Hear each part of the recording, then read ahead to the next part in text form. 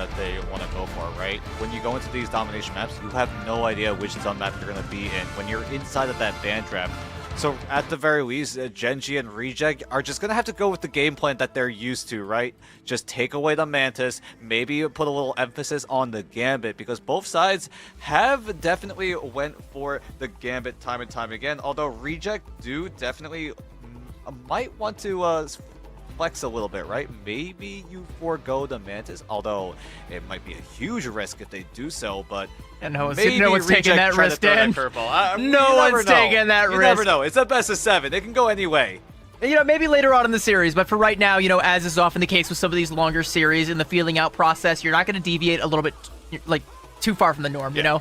We're going to see the Gambit Protect coming out from Reject, a Rocket Band coming out from Gen.G.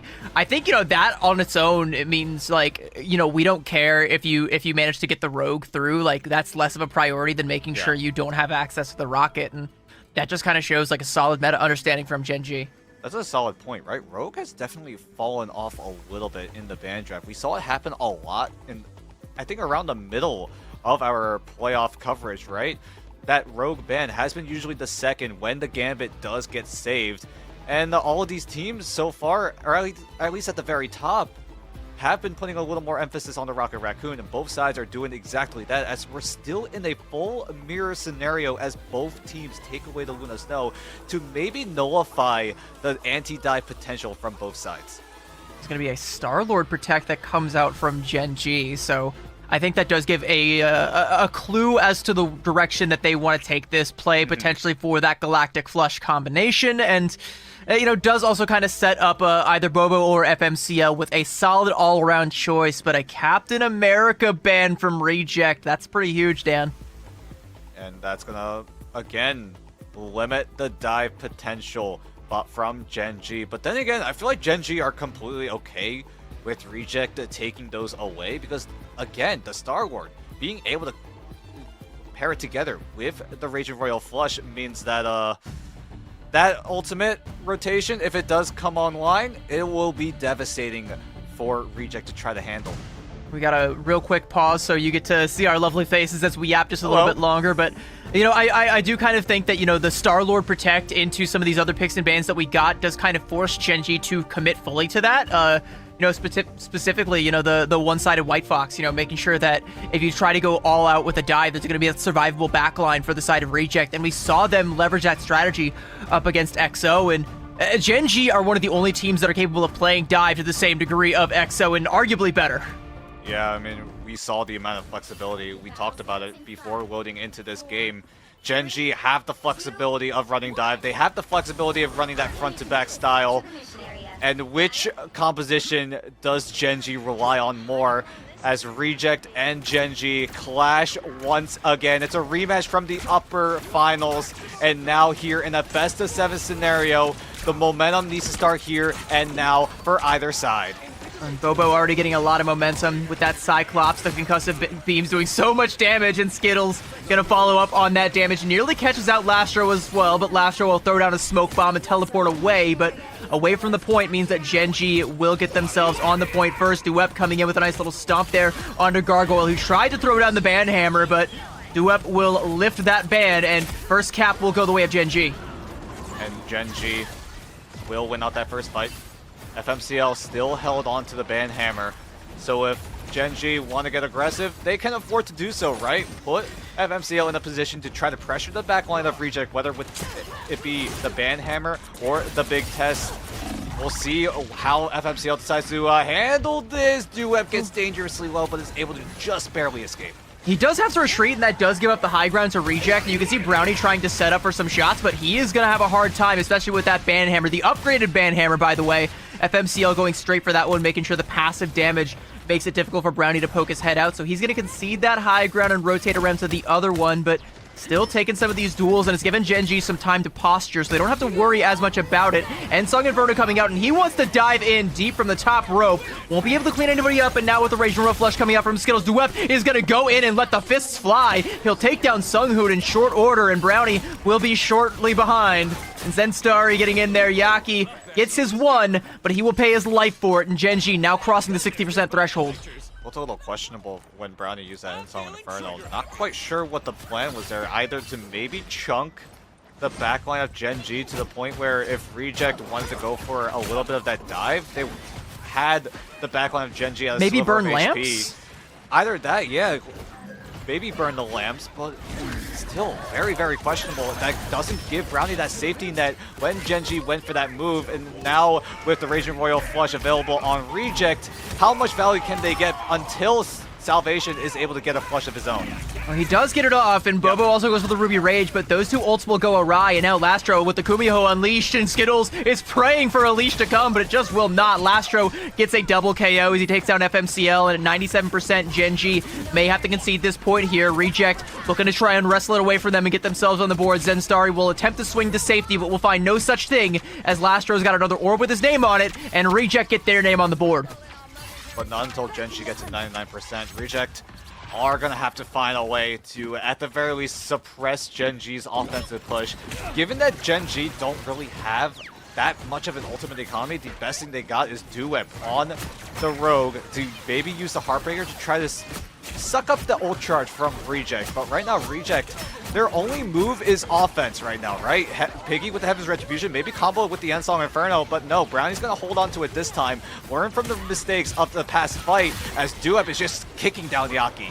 Yeah, they're not able to execute on that Heaven's Retribution, and Yaki getting punished there, and FMCL gonna cut Piggy down to size, clip the wings of the one-winged angel, and when you only got one, there's nothing left keeping you in the sky. But Gen.G looking to try and soar. Brownie taken to the sky, looks to scorch them, and crash back down to earth, but he won't find the Elim. FMCL putting down Lastro. Duep pummeling Sunghoon, and suddenly the strategist lineup for Reject is nowhere to be found, and Duep says he's gonna take everything. He'll take away this map from Reject if he has his chance. Brownie taking a duel up on the high ground with FMCL will win it narrowly by the skin of his teeth, but Bobo is there to seize on the opportunity, and he is going to let the Ruby Rage fly. So much damage coming out. There is going to be the regen domain to help keep Reject alive, but when that expires, Salvation goes in. Zenstari not too far behind, and all the KOs going Gen.G's way, and the first map will do the very same.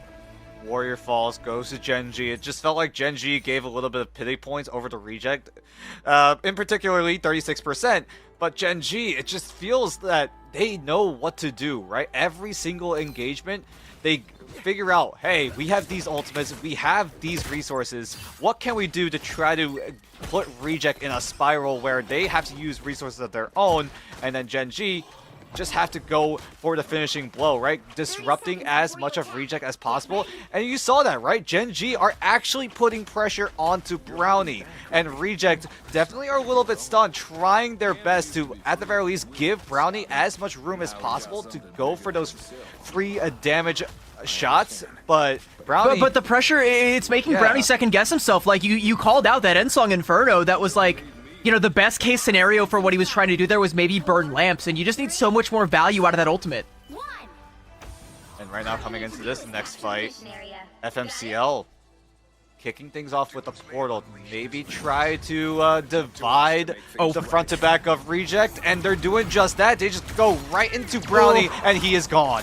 And that's an anti-heal that comes out from Salvation, and there's going to be a Royal Flush that comes out from Sunghoon. He'll take down Skittles, so it's a decent trade, but Reject needs so much more than that, and the portal is still there, making it hard for them to get in. But Lastro, with the damage, will take down FMCL, and Reject have pulled the Uno reverse card here. I guess that's what was in Gambit's deck that time around. Will they be able to get the first cap, though, as Gen.G have seemingly abandoned the fight, tried to take the point for a time being, but Reject, looks like they will be the ones getting the first cap. Piggy is going to hold the door and make sure nobody stops them. Yep, Royal Flush will be in the cards for both sides one more time. Salvation is the one that kicks things off, but Lastro is able to get his down in time, so it's going to be a neutral playing field as Gargoyle is going to try to disrupt the backline once more, and that's going to be the end of Salvation. Regen domain forced out, but it's very selfish that Skittles just trying to keep his own life alive, but that's okay. You left your friend's body behind, and Gargoyle is going to commemorate the occasion once again, and Gen.G are going to have to take a mulligan on this fight. Reject staking their claim, and it's off of the duplicate Royal Flush from Lastro, having the trump card this time over Salvation, but Skittles will now have one uncontested for this next fight. He is channeling it right now, and it is now go time for Gen.G. They couple this with the Feast of the Abyss as the only other ultimate online, as Heartbreaker is lagging a fair bit behind, and Gargoyle looking to get out of dodge, feeling the full weight of Bobo's presence, and Bobo will take him down. Another Heaven's Retribution now coming out from Piggy. Can they convert this into an Elan this time around? Yes, Yaki will claim Salvation, and that is a good opening there for Reject, and Bobo, with only 49 HP, will tuck his tail between his legs and realize that his team has abandoned ship, and so too must he. Just barely got to the health pack. He was sitting at around 10 HP, but Reject... Oh, hello, Yaki! Great look there, but yeah, Yaki is just jump scaring Bobo. He's gonna get staggered quite heavily. Gen.G, they are stacking up that ultimate economy for a little bit more, but not until Reject are able to get Royal Flushes of their own. Both Seunghun and Lastro will have access to 2 sets of that Raging Royal Flush. How well does Gen.G try to counter this? Because right now I'm looking at Duep to try to maybe stick onto the backline of Reject with that Heartbreaker. It's got to be him. There's not going to be a Feast of the Abyss. Sensari had it forced out defensively. Here comes the Raging Royal Flush, but Yaki, I think his ultimate got denied. Are we going to be able to find anything with this, though? The Banhammer from Gargoyle. He's pulling the katanas out, and he just carves Salvation up like a Thanksgiving turkey, and Skittles is going to be the main dish. Seunghun now taking down Zenstari, and Reject decisively staking their claim on Imperial Institute of Science. Is there going to be an opportunity for a touch on Gen.G's side? It looks like no. We go 1-1. Gen.G just concede. They realize, hey, we lost our strategist way too early. This fight might be cooked, but that's okay. We still have one more round going into Stellar Spaceport. And now how does Gen.G decide to approach this, right? You now have the advantage when it comes to that Raging Royal Flush, because now it's going to be Gen.G's turn to get 2 sets of that Gambit ultimate, and with Bobo switching over from the Cyclops over to the Star-Lord means that this combo should be online if Bobo is able to get that ult charge up as soon as possible. But right now, as it stands, Reject, they have to get aggressive. They have to make that first move before Salvation is there with the reactionary Gambit ultimate. I agree wholeheartedly. Like, I think Reject, you know, you're probably going to rely on the ult tracking and know that Salvation, he either has that Royal Flush or he's close to it, and you need to pull the trigger first with Lastros. I'm sure Reject are definitely thinking about that, right? Both sides also having the Vanguard Deadpool to, at the very least, if they're able to get that early momentum, they're able to just extend it further. Reject now making contact with Gen.G. When does Lastro pull the trigger? That's where we're going to look here. I mean, as it takes a little bit of time for these two teams to close the distance, 91% now for Salvation. Lastro looking to pull the trigger now, 96% though. So Salvation might be able to get the better Royal Flush here, and Gen.G are going to back up and give him the opportunity to build up to it. Lastro hasn't actually pulled the trigger on the Royal Flush yet, waiting for Salvation to do that. It seems like they're just in sync. Both Gambits now pulling the trigger on the Raging Royal Flush. Which team does, in fact, have the winning hand? It may, in fact, be Gen.G, as Duep and Bobo both getting their pounds of flesh, and Yaki saved by the Regen domain, but Bobo, the legend that he is, will take his legends to the stars and write one in the galaxies above. Piggy and Yaki both felled, and Gen.G will get the first cap. Yeah, Gen.G are completely okay with this. It might have been a little bit of a mistake for Reject. If they do get the Raging Royal Flush a little bit earlier, there was a chance that Reject were just able to run over Gen.G. Salvation would have panicked a little bit. Reject would have just rushed them down.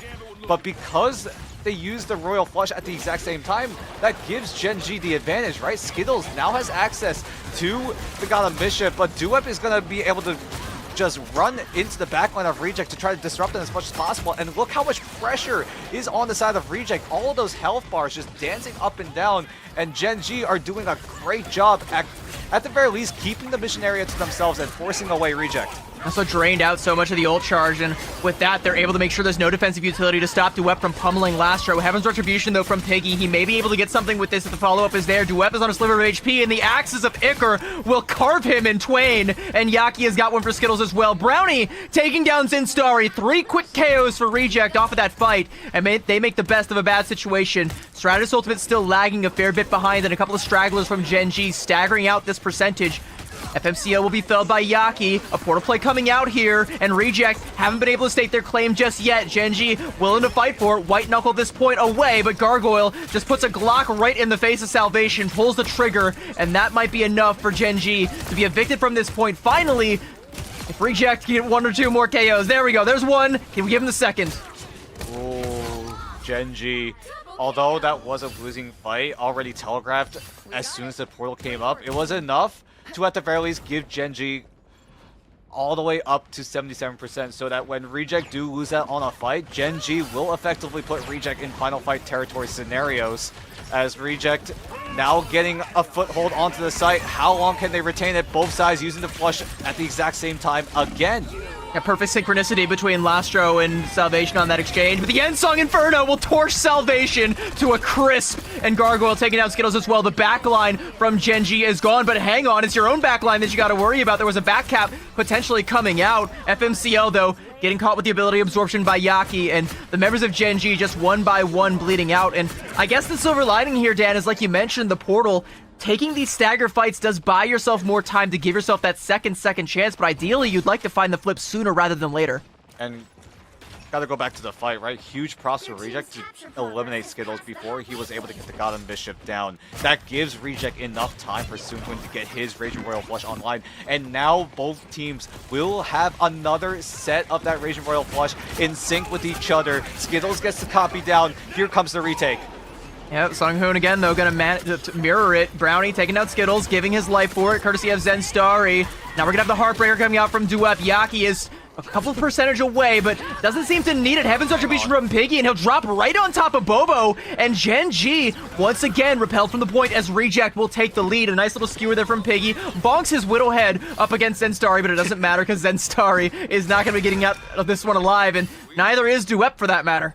Here's the problem though, Gen.G invested the portal to get more percentage points. They don't have it. It's going to be a mad dash to try to get control of the mission area. 93 and counting. Can Gen.G touch at the very least? Zen Starry will look to do just that. Is able to just retain it onto the site, gets the Feast of the Abyss to stall even further, and we go into overtime.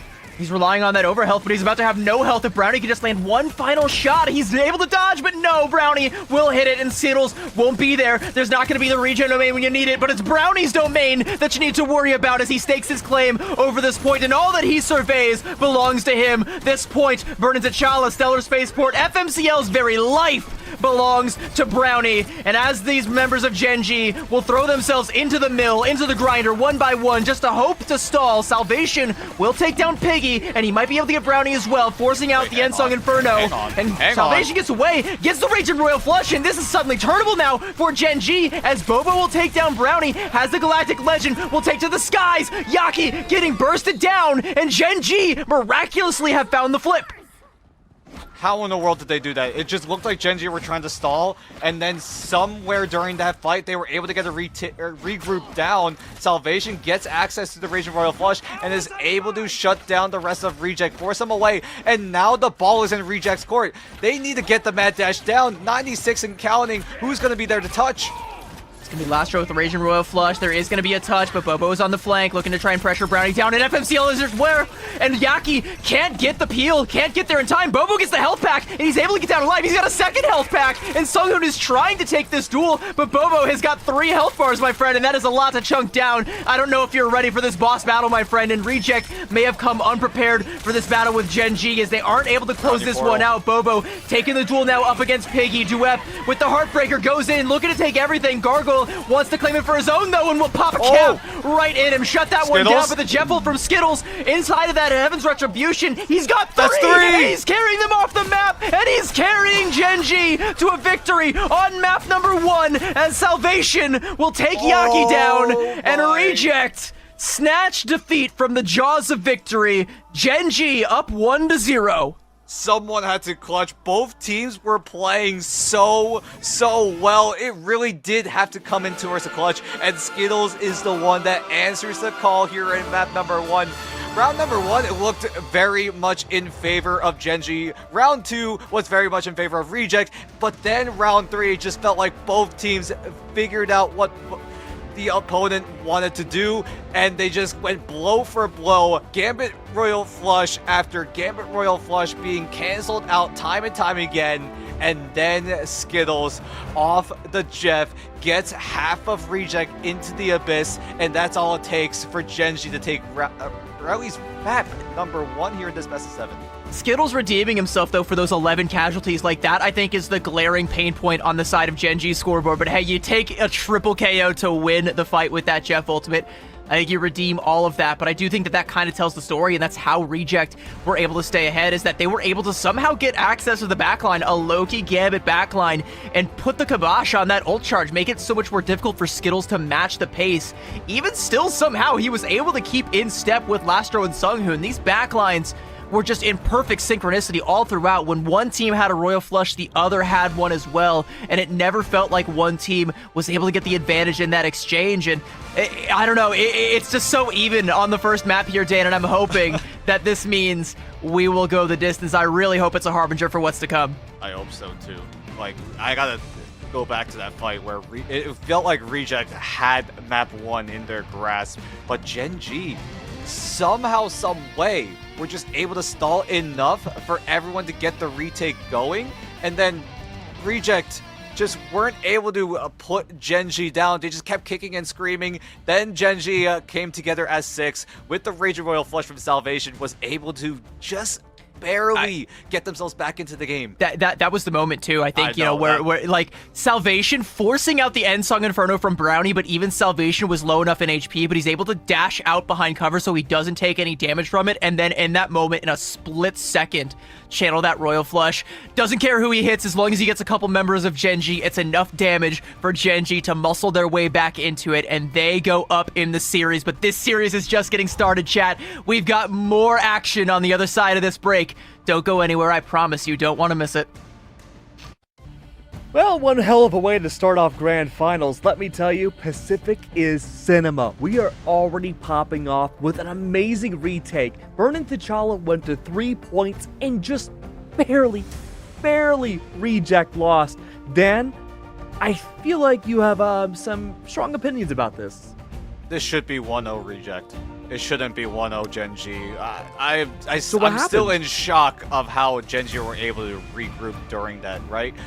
During that final few fights in that third and final round, right? Reject just had to clean up Gen.G. Gen.G were effectively trying to stall, maybe pray for some sort of retake, maybe pray for some sort of regroup to come through, and they got just that. Reject were not able to put away Gen.G in time, and as both sides went blow for blow like they did throughout the entirety of that first map, Skittles then just, put that comeback into fruition for Gen.G. I mean, all the pray and Reject could have done, I mean, Gen.G, they prayed for salvation and they got him.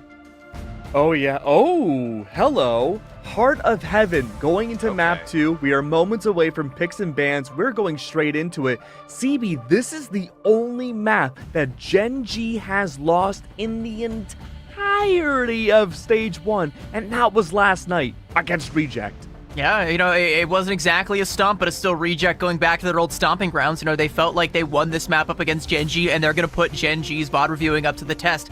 Did you crack the code? Did you figure out what went wrong on that map? You better have, otherwise this is going to be a tie series. And I do kind of like the strategy from Reject to go for this early on, because why not? It's a best of 7 series. You'll have so many more chances down the line to pull some of your other tricks out. Try and, come out with one that you already feel like is going to work up against this team to get yourself back into it. But surely if you're Gen.G, you're expecting Heart of Heaven to come back out again, right? You must have come up with some counter adaptations, even if it's only been 24 hours.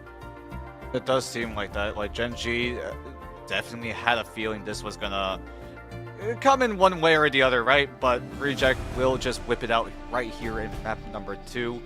Gen.G, I mean, the best way you can really make any adjustments from the last time they played against each other on the Heart of Heaven is the ban draft. We'll see if any adjustments do come in. Both sides were given access to the Gambit and the Loki, so both sides were just going blow for blow with these Gambit ultimates, and so far it did seem like they were in sync with each other for the most part. What would you like to see in the ban draft, Dan?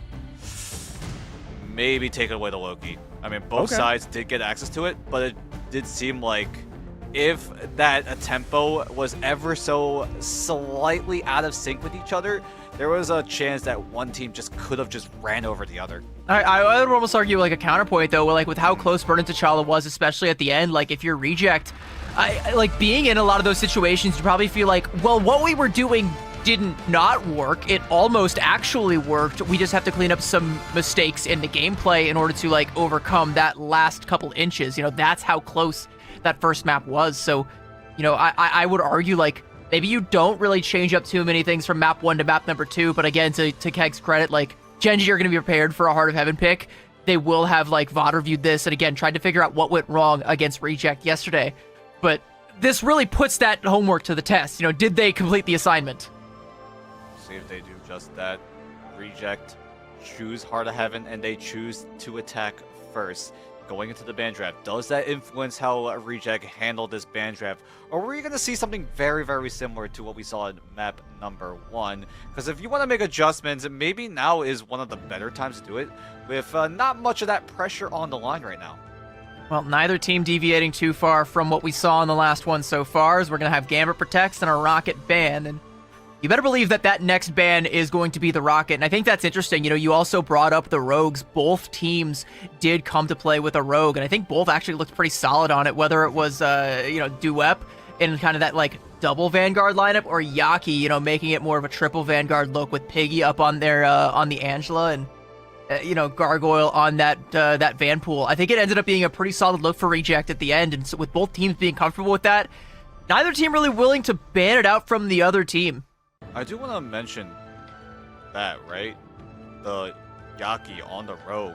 Usually Yaki is the one running the Vanguard Deadpool. Gargoyle is the one running that hero instead, so not sure if there was any sort of adjustments coming in behind the scenes of Reject, putting Yaki on the Rogue instead of Gargoyle, because we've seen how strong Gargoyle was on the Rogue. I think it makes sense though, because like even at like the peak of Daredevil's OP-ness in the meta, Rogue kind of worked in some of these like triple Vanguard lineups as just like a Daredevil with extra HP. So I think, you know, Rogue kind of suits Yaki's hero pool pretty well. So if they want to come out with that look again, you know, I wouldn't hate to see Yaki on it again. He looked pretty solid, and you said, you know, maybe one team bans out the Loki. They're going to do the exact opposite, Dan. There's going to be no Loki bans to be had as a late save comes through for Reject and a one-sided Star-Lord now for Gen.G. Once again, Bobo is going to be taken to the stars.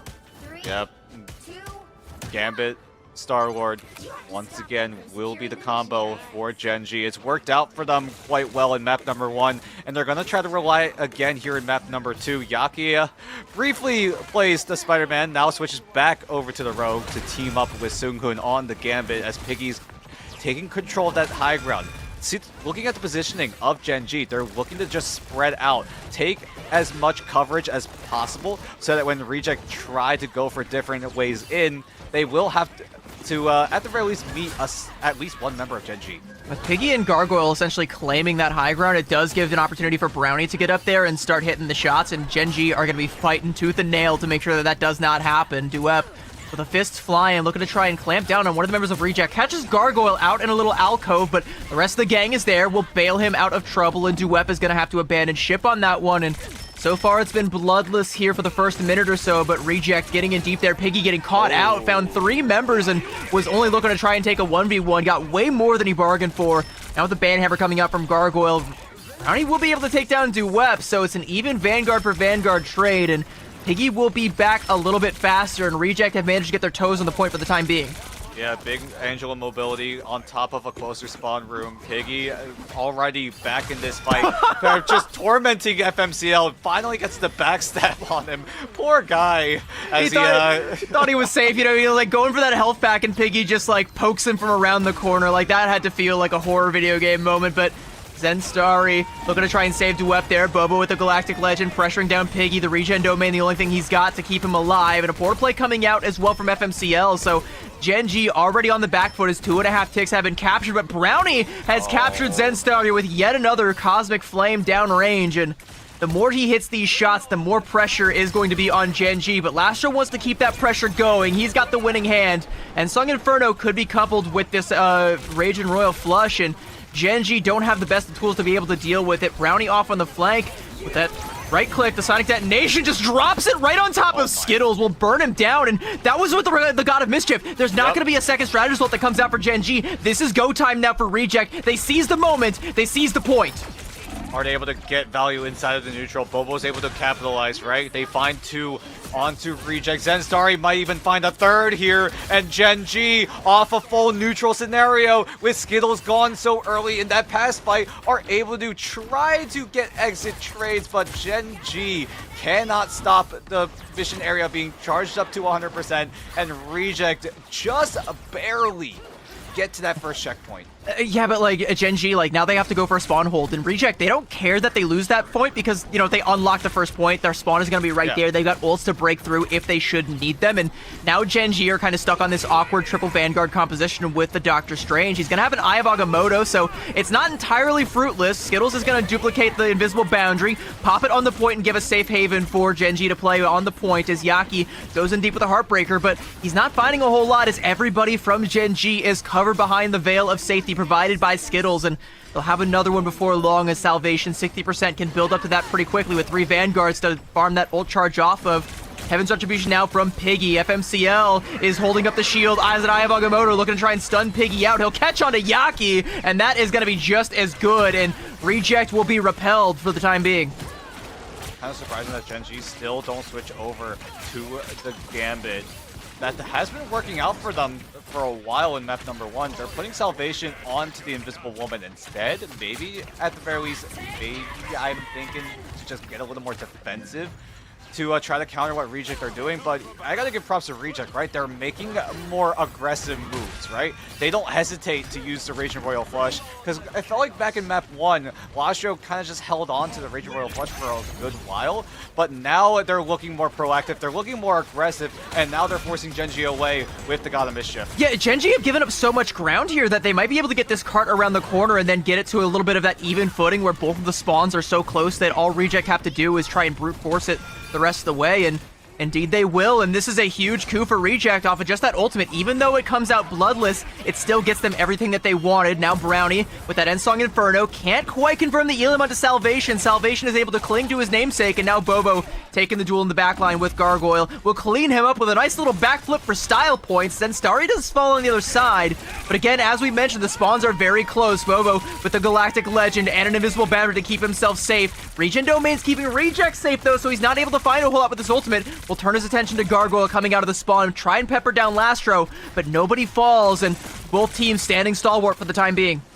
Good reaction coming from Reject. They only use the Regen Domain to counter 2 ultimates thrown by Gen.G. Skittles does have the God of Mischief. Is he able to get a good copy down? He could just copy Salvation, but he could go for the more aggressive route. Try to find Seunghoon in his line of sight to get the copy down onto him. We'll see if he's able to do it. We've seen him be able to pull that off, but can he do it one more time as Bobo is able to find Piggy, and that's Gen.G up 1. Yeah, he doesn't need to. Zenstari goes in aggressively with the Assassin's Charge, saw Brownie's low health bar and said, I will be having that, eats it up for lunch, and now we're under a minute and Reject have to make a play. And you were talking about Skittles with that God of Mischief. You know, I think he wants to wait until he's forced to try and make that decision, but the problem is, the longer he waits, the more time it buys for Lastro and or Seunghoon to build up to a Raging Royal Flush, and you can use that invisible boundary to try and stop one of them, but Salvation has to try and make up the difference there. He's beating Salvation to the punch just ever so slightly, but needs to try and make up that deficit and get there before that second flush comes out. And he also needs to keep an eye out on Yaki, who could deny either of those ults from coming out with the Heartbreaker. We're gonna have an early God of Mischief coming out from both sides, and there's that Royal Flush. Invisible Boundary now from Gen.G. Yaki, though, goes with the Heartbreaker. It's a little bit too late. Oh, no! The Heaven's Retribution catches Dwap outside of the Invisible Boundary, and now Brownie will snipe Salvation, and he doesn't get that second Invisible Boundary off. Gargoyle taking down Skittles. Eye of Agamotto, but Brownie has the schmoves. He dodges it, and FMCL will be taken down, and this will be the cap. Gen.G will find point B and move on to C. Perfect ultimate usage by Reject there. I mean, we talked about Skittles for a little bit, right? Is he able to get the aggressive copy onto Seunghoon? But the problem is, Yaki was threatening that Heartbreaker. So if he walked any closer towards Yaki, he would have just straight up not been able to get the God of Mischief down. But huge Heaven's Retribution by Piggy to isolate Zenstari out of that invisible boundary. And that's when Reject hit the GOAT button. They realize that there is members isolated, and they take advantage of it. Brownie uses that end song Inferno to try to find some sort of value, but I'm not sure if the impact was there, but it doesn't matter. It's there now, and the neutral with just the Cosmic Flames he finds too, and sure, I mean, I don't even know if he needed to hit the crate. There's going to be a triple KO for him, and yeah, you didn't even need to get the whole combo off because Bro just with the left clicks gets the job done. And now Gen.G switch over to the Gambit. Salvation now getting closer and closer to that Raging Royal Flush. Skittles goes over to the Jeff. An interesting move by Gen.G. I guess I'm assuming that Skittles wants to use the Jeff to try to get some of those environmental KOs down and maybe to find a way to keep the team sustained. Bobo is going to find Seunghoon, then lasers down Gargoyle. Zenstari sends Brownie into the Abyss. So that environmental KO potential from Gen.G is still potent, as Reject are going to have to find a way to, at the very least, touch, because right now we're in final fight territory. Portal plays, Zenstari, I think he wanted to go in for the Assassin's Charge to deny it, but thinks the better of it. Now the Galactic Legend! You're not going to like what's on the other side of this portal, Reject. They'll tuck their tails back inside, take a safe haven for now, but they got to come back out and keep the card in contention. Regen Domain also forced out early on from Lastro, and Zenstari just going to throw the Heaven's Retribution right through the portal, and Duep is going to go back in and seize the moment, and Gen.G have seemingly shut the door on Reject's attack. They draw the line and deny the full cap. Good hold by Gen.G, putting the pressure onto Reject, but still a very, very impressive push coming in from Reject. This is their map pick. This was the map that they used to tarnish the perfect record from Gen.G. And now on the defensive side, how do you structure your team composition? Do you stay on the Gambit Loki, or do you go towards that triple-triple style of play that many teams have been going for? But so far, Reject definitely looking to go for the former. Yeah, Reject, I mean, it's more or less one for one exactly what they were playing on the attacking side, and I don't see any reason to switch it up, to be completely honest with you. Like, it's worked so far, you know, even though they're not able to completely execute on the point. I will remind you, I don't believe they full capped last time around either, so they essentially set the bar just as high as they did last time around, and Gen.G weren't able to clear it, so it's really on Gen.G to show us, you know, what is going to change on the attacking side to make them be able to clear that bar. And so far, the plan is looking to be aggression for Gen.G. Put Zenstari on the Venom, FMCL on the Daredevil, so there's the dive potential there. Bobo could easily pick and choose, so either play the front to back or dive with Zenstari and FMCL. Duep could easily do the exact same thing, and Skittles teaming up with Zenstari means that even Skittles could participate in the dive execution if he so chooses to. As a Reject, there's going to be a lot of that backline pressure incoming. How well can you handle it? Also going to have to pressure Brownie. I think that's going to be another major pain point. You know, we talked about how nobody from EXO really got the pressure out onto Brownie when they needed to. Gen.G will be privy to that, and they will definitely prioritize making sure he can't have the high ground for free. And even Bobo is going to use some of these abilities to try and contest him. But Piggy is also there trying to play bodyguard for Brownie and make sure that he has an angle to be as oppressive as he have in the past. Gargoyle going in with that bubble shield is going to pop Duep and take another little selfie, build up a little bit more of that percentage, and Zenstari going in, trying to get something, trying to make this push worth it. They get Lastro, and that is value. Yep, Duep with the closer spawn room is able to rejoin the team way faster than Lastro. So Reject are going to be down one strategist, and it's going to be up to Seunghoon if he's able to stabilize Reject until Gen.G look for a second move, and FMCL does a rage bait tech to eliminate Lastro once again. Yeah, that's going to make this defense so much more difficult without the regen domain, without the healing, without Seunghoon. There's no healing at all. There is a banhammer from Gargoyle, but they can't capitalize on that one.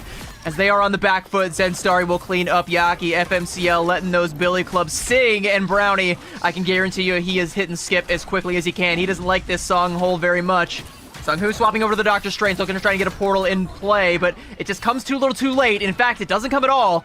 Reject have to concede, and Gen.G cap point A with 5 minutes to get through. Lasho attempted to stall on the Jeff, but now goes over to the White Fox. Realizes that Gen.G are very, very aggressive, right? They have the die composition online, and so far Reject looking to react, but Gen.G go back to the spawn room. make more adjustments. FMCL doesn't really go for full dive, instead goes over to the Psylocke, so there is a little bit more of that front-to-back potential, and as soon as I talk about it, FMCL goes full front-to-back with the Cyclops. Yeah, these two teams, you know, they're playing chess with one another and trying to figure out which piece is the right one to move, what is the correct move to make, and FMCL, I think on the Cyclops, I think is going to be a pretty good tool here, especially when we start to get down some of these more narrow hallways, and it will do a good job of contesting Brownie, and with that Raging Royal Flush now coming out, I mean, you don't even got to worry about Brownie because the rest of his team is already gone. Brownie on a little bit of a flank, though, looking to try and take the duel. Ensong Inferno, he's got the sparks built up. He'll take down Salvation. That is a high-value elim, but he is going to find quite the mugging waiting for him when he returns to his mortal form. And Bobo, he is no mere mortal. He is a legend, a galactic one, in fact, and he will remind Yaki of the legends he wrote. It'll be the only casualty so far for Gen.G, but Reject on the back foot, now forced to scatter for this hold. Are they able to regroup in time to contest Gen.G? Gen.G are having very many ultimates being online very, very soon. Skittles is able to get the copy with the Gambit ultimate thanks to Salvation. FMCL tries to use the Ruby Rage to try to force away Reject for a little bit longer as the rest of Reject.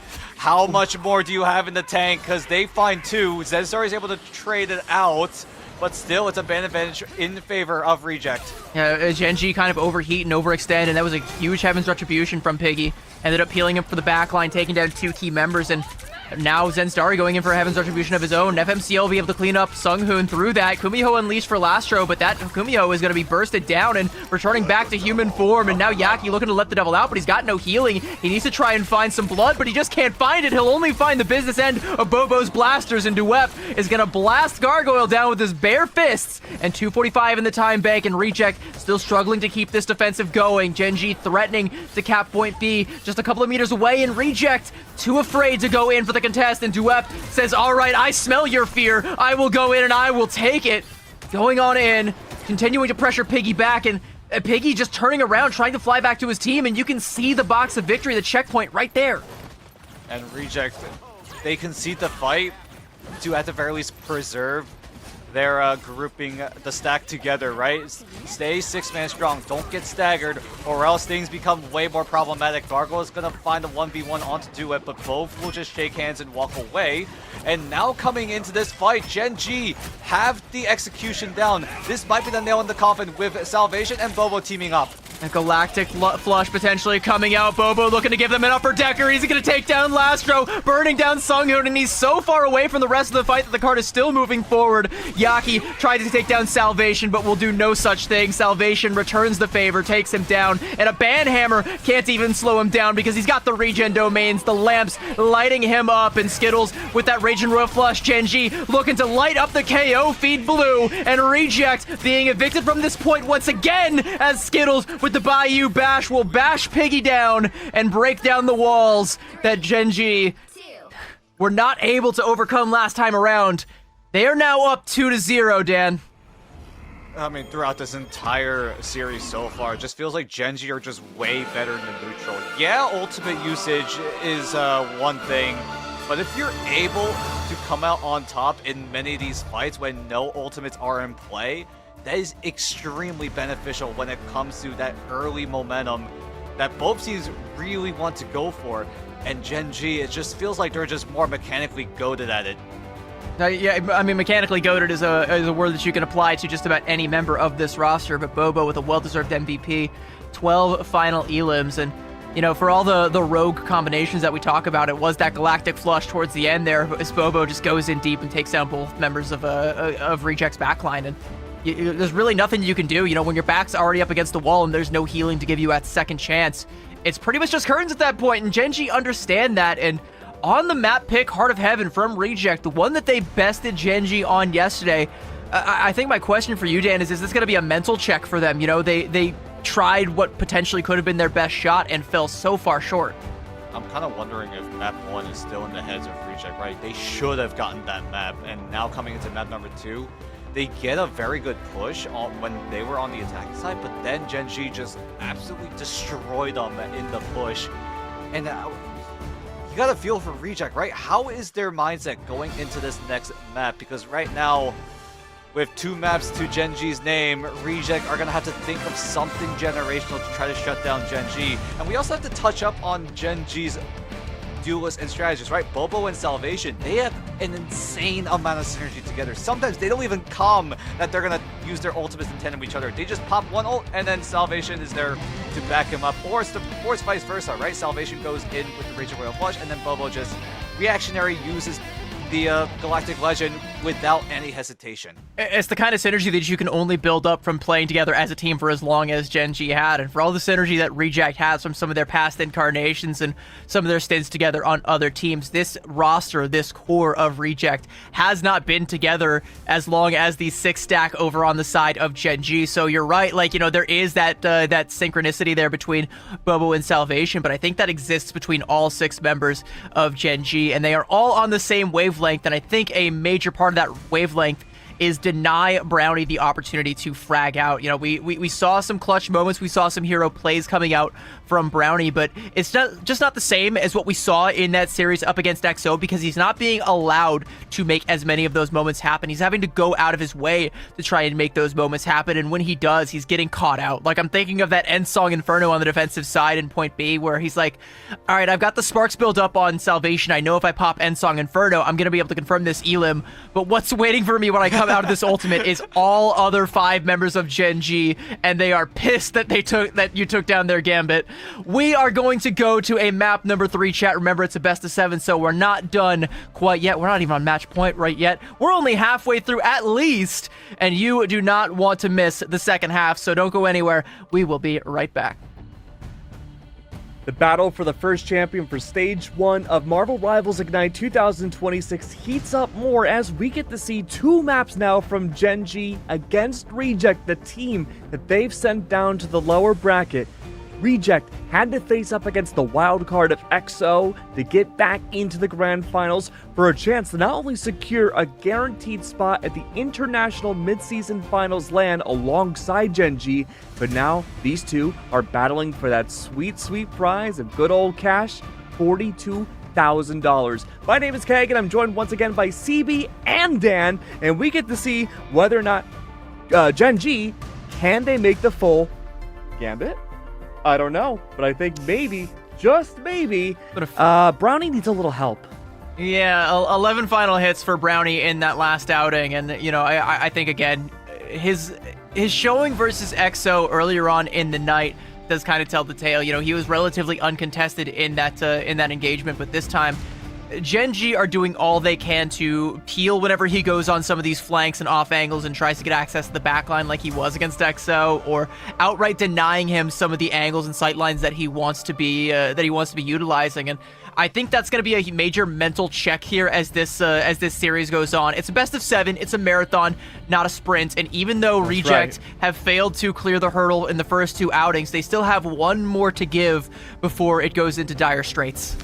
So, my big question is that, again, only 1 map has been lost for the entirety of Stage 1 for Gen.G. Only 1 map has been played for the entirety of Stage 1, period. Yeah, that's true, that's true. We've seen this map at least 150,000 times. The times that we've seen Reject lose, they immediately pivot to Museum of Contemplation. This was the hard check up against XO to unfortunately be one of the nails in the coffin, but Heart of Heaven, only map so far Gen.G has lost. They brought it back in spades, Dan. And you are the museum mastermind outside of Liger. What's going to happen, man? I mean, give Brownie a little bit more resources, right? Reject, they're doing a great job at covering angles, but right now Gen.G are looking to just do the same thing, but a little bit better, right? At the very least, you need to make sure that Brownie is able to start doing all the damage that he needs to do, right? Let Brownie do what he does best. Exactly, just fry. Just keep on frying, but Reject, more resources, I feel, are going to be needed in order to, at the very least, let Brownie do what he wants. You know what's funny? The conversation we're having about Brownie needing help right now is exactly what we were saying about XO trying to target Brownie more in their last series. Now it's Bobo who's seemingly going unchecked on this Star-Lord, just finding insurmountable value in each of these matches.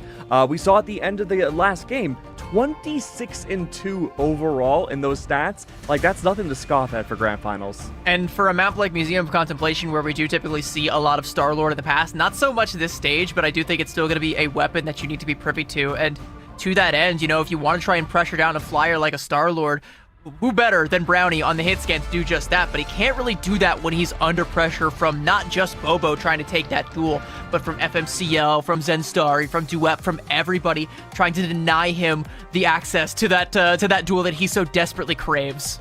And you can see the amount of resources Gen.G also do commit to make sure that they have at least some sort of ultimate to try to combo with the Gambit, right?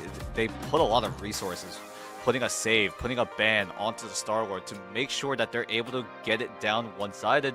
And it's worked out for them, at least in these first two maps. Bobo coming up clutch in several moments with the Galactic Legend. Sometimes it was supercharged with the Raging Royal Flush. Sometimes it was just Bobo creating that space for Gen.G to walk on forward. And now heading into this ban draft, does Gen.G want to try to keep the Gambit synergy going, or do they try to go elsewhere? But for now, this first half of the ban draft has been the same for the last two maps. Now going into map number 3, both sides taking away Mantis, the Rocket Raccoon, and saving Gambit. Yeah, and I don't think that's going to change anytime soon. I think, you know, even if this were to go to 8 maps, I think for all 8 of them, the first 3 picks and bans would all be more or less the same. But there is a deviation. Both teams getting that low-key ban, so no more double flushes, no more double boundaries, no double reses as well that we've seen from Gen.G in the past, and I think that's a big one considering on a map like this, they do love to pull out that triple, you know, old reliable that used to work once upon a time, fell to the wayside for a while, but Gen.G are bringing it back.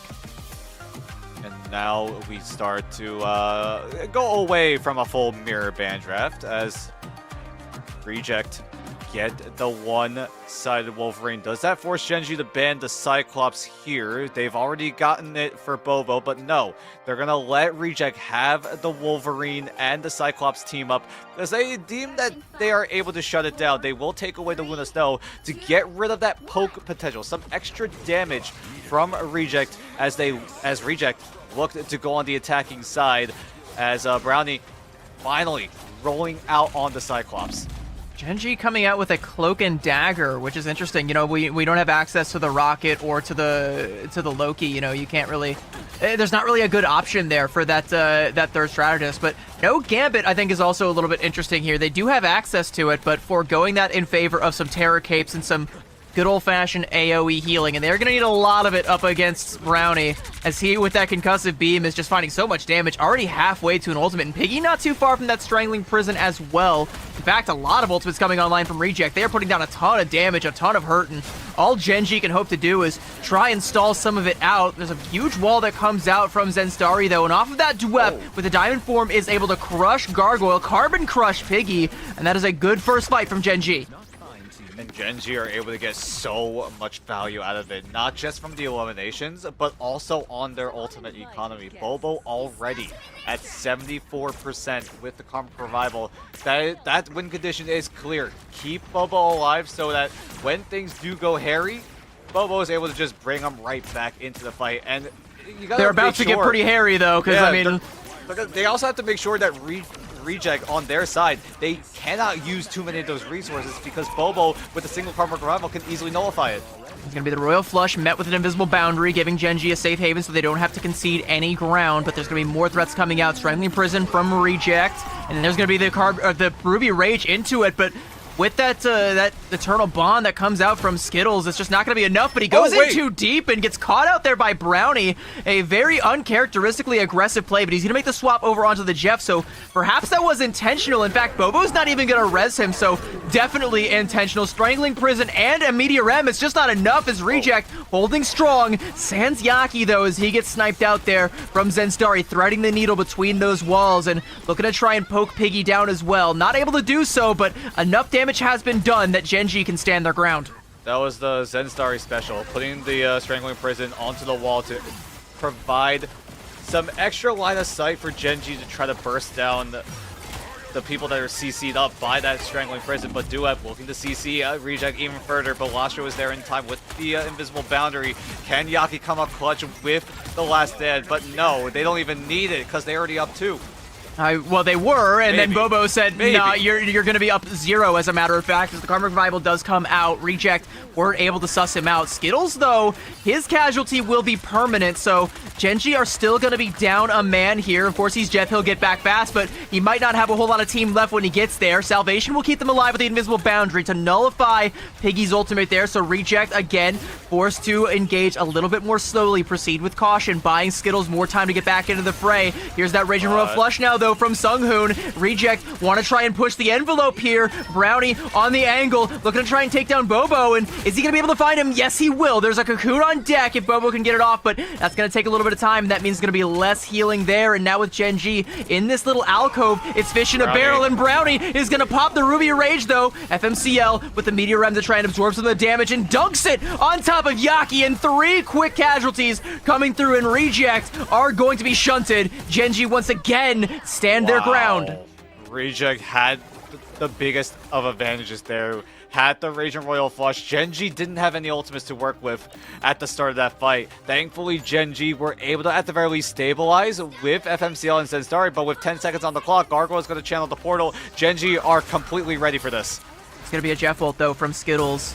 Still a little bit of time. 2 seconds left. Reject have to touch. They do. There's going to be a mag bubble that comes out, but I think Skittles still got one. No, it was just his friendly, so not going to be stunned there. Not going to be caught out, but... Oh no, he got it, Piggy! He got one! That is a huge KO to come through. Last row with the invisible boundary. Duep just gonna send the Psionic Seduction into it. It's gonna be that last stand that comes out from Yaki, but it's gonna be his own last stand. Brownie though, finding 2, and no Cocoon this time for Bobo. No Karmic Revival. Last row does fall courtesy of Duep though. The KO starting to swing back over in Gen.G's favor. And it looks like Gargoyle won't be long for this world. And with a Carbon Crush, Piggy will be put down, and Gen.G complete the full hold. There was a perfect opportunity during that fight. Yaki actually got the last stand tag onto Salvation that did put down the invisible boundary. If Yaki was able to find the isolation, knock Salvation out of the invisible boundary, this outcome could have gone so differently. But Yaki just was not able to follow through in the end, and Gen.G, off of that, were just able to stabilize, just clean up the rest of Reject, and whenever Reject tried to go for the recontest, it was just shut down completely. Duep with the Carbon Crush, it does not allow Piggy to stall at all, and with Piggy going down early in that fight as well, Reject were just fragmented from start to finish. Reject's going to, I guess, say anything you can do, I can do better, and they'll have to do it better than Gen.G as they mirror the composition that was played on the defensive side. Triple look with the Atom, Invis, and the Cloak and Dagger. I'm curious, like, why the Cloak and Dagger? Because I know she does do a fair bit of healing, but I guess if you don't have access to the Luna Snow, Cloak and Dagger might be the next best thing. You know, you also don't have the Rocket or the Loki, so I guess for Reject's sake, it makes a little bit of sense, but it's going to have to make a whole lot more sense, and it's going to have to make a few dollars, in fact. Otherwise, Reject ain't getting that big paycheck. Another thing to note is, well, on the Cloak and Dagger, right, you do have access to the Terror Cape. Maybe synergize it with Piggy, who uses the Strangling Prison to clump up everyone, and then Lascio goes in with the Terror Cape to provide that extra vulnerability to allow maybe for some sort of KOs, whether it be through strategist ultimates or just from the sheer amount of damage coming out. Reject, this hold needs to be absolutely perfect if they want to, at the very least, put themselves in a comfortable situation in this best-of-7 grand final. Where's FMCL, though? He is on the Daredevil, likely going to be scouting out the backline, going to be hunting for Brownie in particular on that Adam Warlock, and if he gets in there and takes him down and even forces out the Cocoon, that would be a coup for Gen.G, and Gen.G know, once again, the clock is on their side. They don't have to overcommit, but Duep gets caught out there. Nice little wall that comes out from Piggy and a mag cannon from Yaki, and FMCL loses the aforementioned duel, so Reject with a good first fight. Sunghoon now has the invisible boundary, so if Gen.G wants to get aggressive, Sunghoon is there to back him up. Salvation is very close to the Raging Royal Flush, but there isn't really much synergy off of it. Sensdari maybe could try to capitalize with it to get some sort of Strangling Prison down as soon as Sunghoon's Invis boundary expires, but Piggy is there to try to clap back. I don't know how Duep is going to be able to get out of that one. He somehow does and gets back to his healing.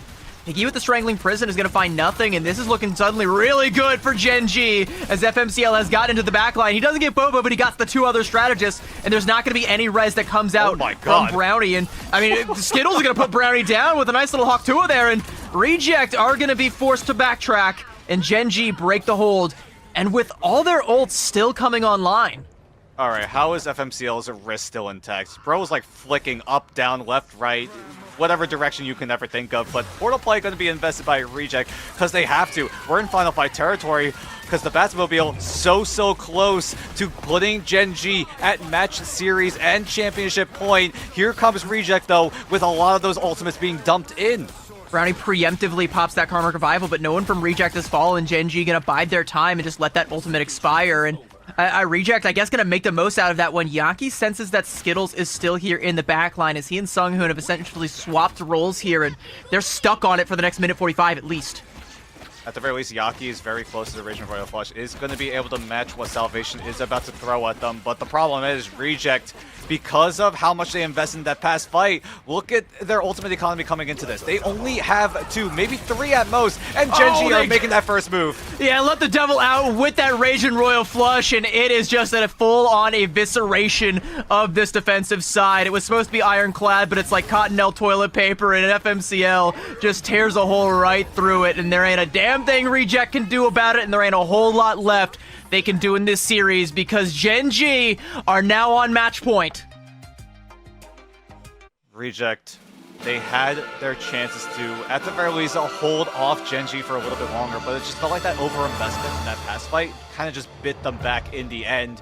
Their best bet was to, at the very least, match Salvation's Royal Flush, but with how fast Yaki just exploded, there was no chance for him to get anything off. Gen.G, again, making that proactive move meant that Reject, when they had to get reactive, there was no time. Yeah, I don't know about you, Dan, but at this stage, I'm kind of feeling 4-0-ish, you know, because I feel like Heart of Heaven and Museum of Contemplation, those have been Reject's, you know, bread and butter when it comes to their very few, admittedly, map picks that they've gotten from the loser's pick, but you know, you've already run out of those two options, given it your best shot, and come up short. Like, where do you even go from here? Not even just map pick wise, but like mentally, where do you go from here? I mean, we had a little bit of that scrimbucks as well, right? Reject haven't been looking so hot when they scrimmed against Gen.G, and so far that narrative might be translating into an official match. Gen.G just feels like they have Reject's number. I mean, we saw how many times Gen.G also adjust their composition depending on what Reject want to do, and it just felt like at times Gen.G were just 2 steps ahead, right? Whenever Reject were pivoting towards anti-dive while Gen.G were running the dive, Gen.G were just like, yeah, you can do that all you want. You can pick the White Fox, you can pick the Luna Snow, you can pick the Loki. We're just going to go front to back anyway. It's flexibility, it's, you know, having that synergy, it's being together and like trusting in each other to make the right swaps at the right time, and it's a trust that whoever's like calling the shots when it comes to these hero swaps, that you're all able to play around it. A lot of these swaps coming up from Skittles in particular, you know, again, I think back to that Eternal Bond where he goes in super deep and I kind of like throws his life away on purpose just to come back on the Jeff and then have that big hero play, swallowing Piggy whole, spitting him out off the side of the map and turning the tides early on for Gen.G. It's just, again, you know, you're trusting in your backline's hero pool to make these kind of swaps that you would probably flame your duos for if they were making them in ranked, but Gen.G looking to rank themselves as #1 in the region, and they are 1 map away from doing it, and we have got potentially that map on the other side of this break, chat. It is match point.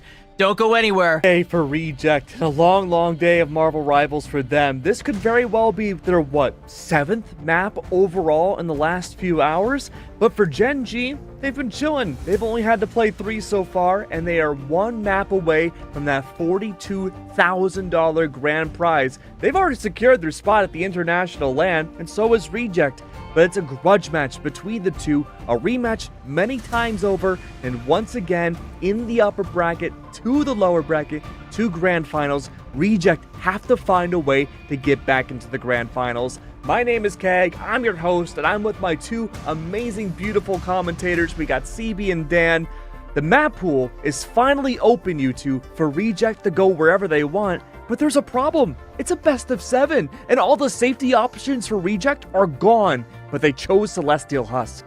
Yeah, gonna take it back to domination, and I think, that might be the best case scenario for them, as the map pool opens back up and they can essentially choose any game mode that they want. But I think of the last 3 maps, Burn into T'Challa was the closest, and if not for that clutch play from Salvation, Reject would have won that map. And I think their mentality is like, okay, we've burned our safety nets, let's go back to something that we know we can win and just execute it better. Stick the landing, clear that last hurdle, and don't let Gen.G get away with absolute thievery once again. I mean, technically speaking, Gen.G hasn't lost a domination match really at all this year. But at the very least, the closest we've seen Reject to taking a map was in that very first map. It just felt like, again, the cleanup just wasn't done in time, and then Gen.G got to regroup, and then just ran over Reject. Reject needed to clean that up, because right now, you had your best shot in map number 1. I hope the mental isn't getting in their heads, right? They're not letting map 1 affect them too much, because I don't know.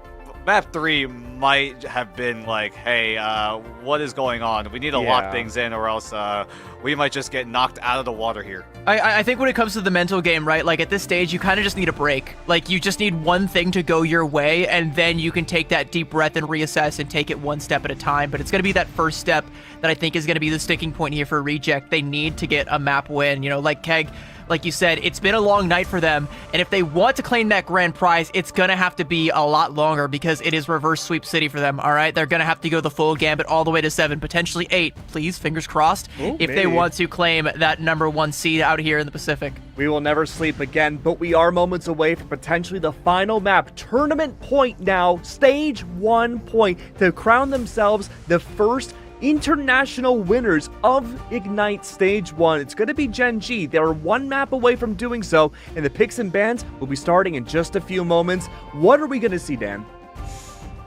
Adjustments in ban draft. Oh yeah, I would hope so.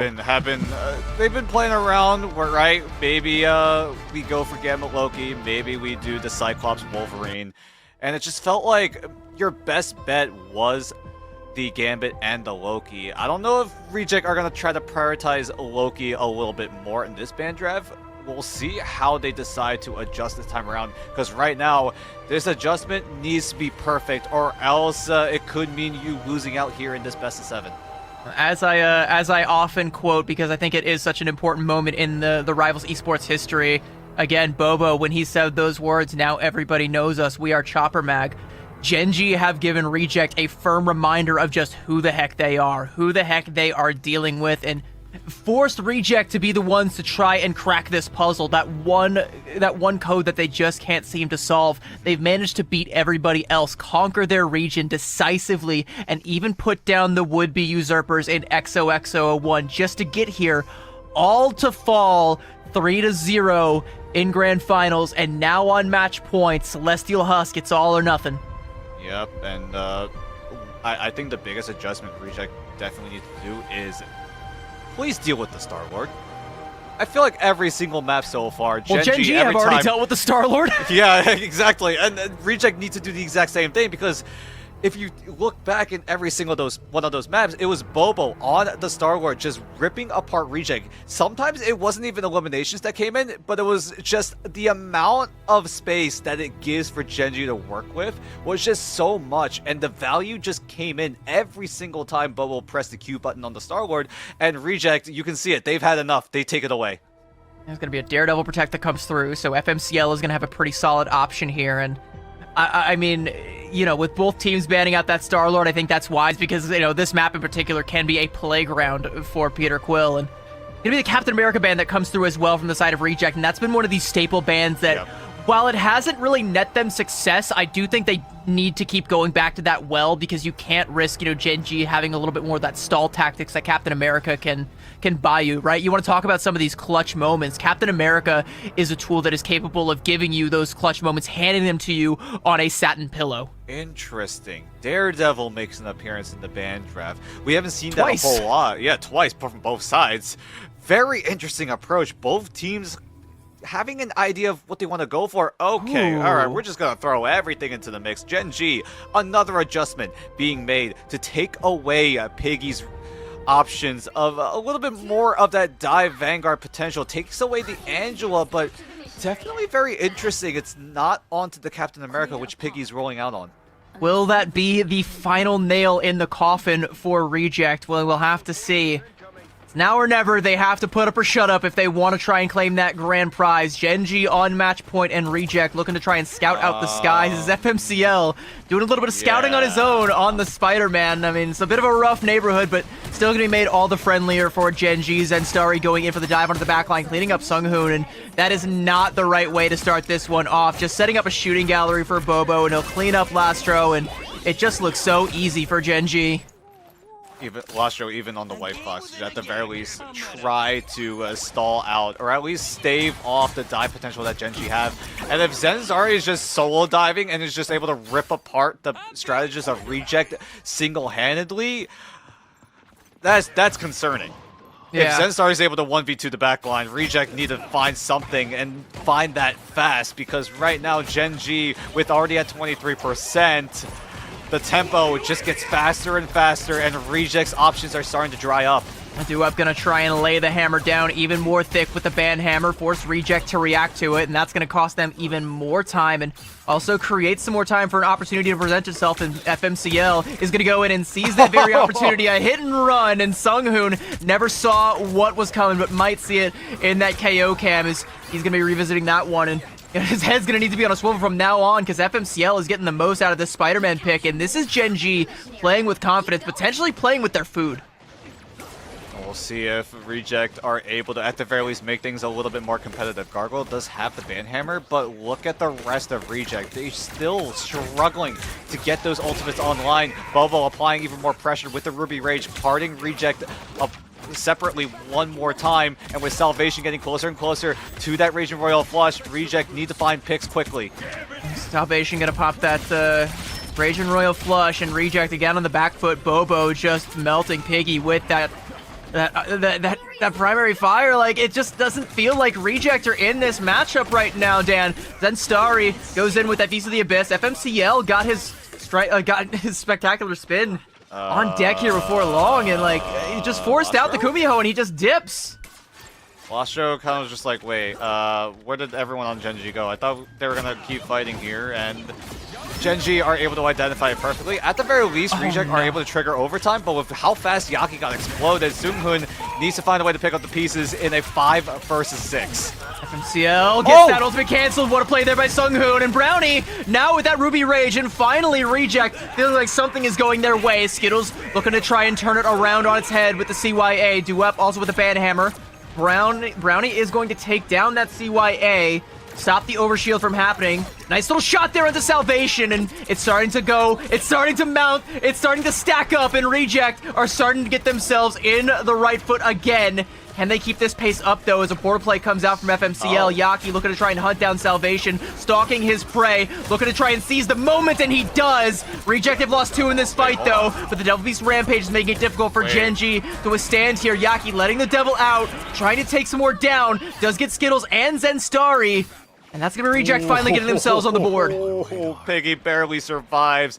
Reject ended up with no heals, but at the very least, Reject are able to, at the very least, recover from the mistakes that they did back in map number 1. Clean up the rest of Gen.G quickly and reliably, although it got a little bit scary, right? Both Sunghoon and Lastro going down meant that Reject had to clean up with 0 heals coming in, and thankfully, the pressure onto Skittles was enough for him to, at the very least, not be able to sustain the rest of the team. But now coming back in, Salvation with the Raging Royal Flush is going to facilitate a retake for Gen.G, and they already found Gargoyle. Yeah, there's no tools to be able to withstand this, and Gargoyle getting caught out, and even if you can't get more off that, that's more than enough. There's not going to be a portal play that comes out from Reject, surely, as the flip will come through for Gen.G, and Reject still on the back foot, still trying to deal with this onslaught. Ruby Rage from Bobo is just going to burst 2 members of Reject down. He's looking for the triple, but he might not find it, and he might not need it, as Gen.G 1 sub-map away from immortality. I mean, we talked about how strong this team is. They went toe-to-toe against some of the world's best back over in DreamHack Atlanta. And now coming in here, they're looking to dominate not just OCE, but the entirety of the Pacific region. We knew that this team is just levels above OCE, but now coming in this crossover episode between some of Asia's best, they're looking to be what might be the best team coming out of Pacific from just seeing the overall dominance from this entire roster.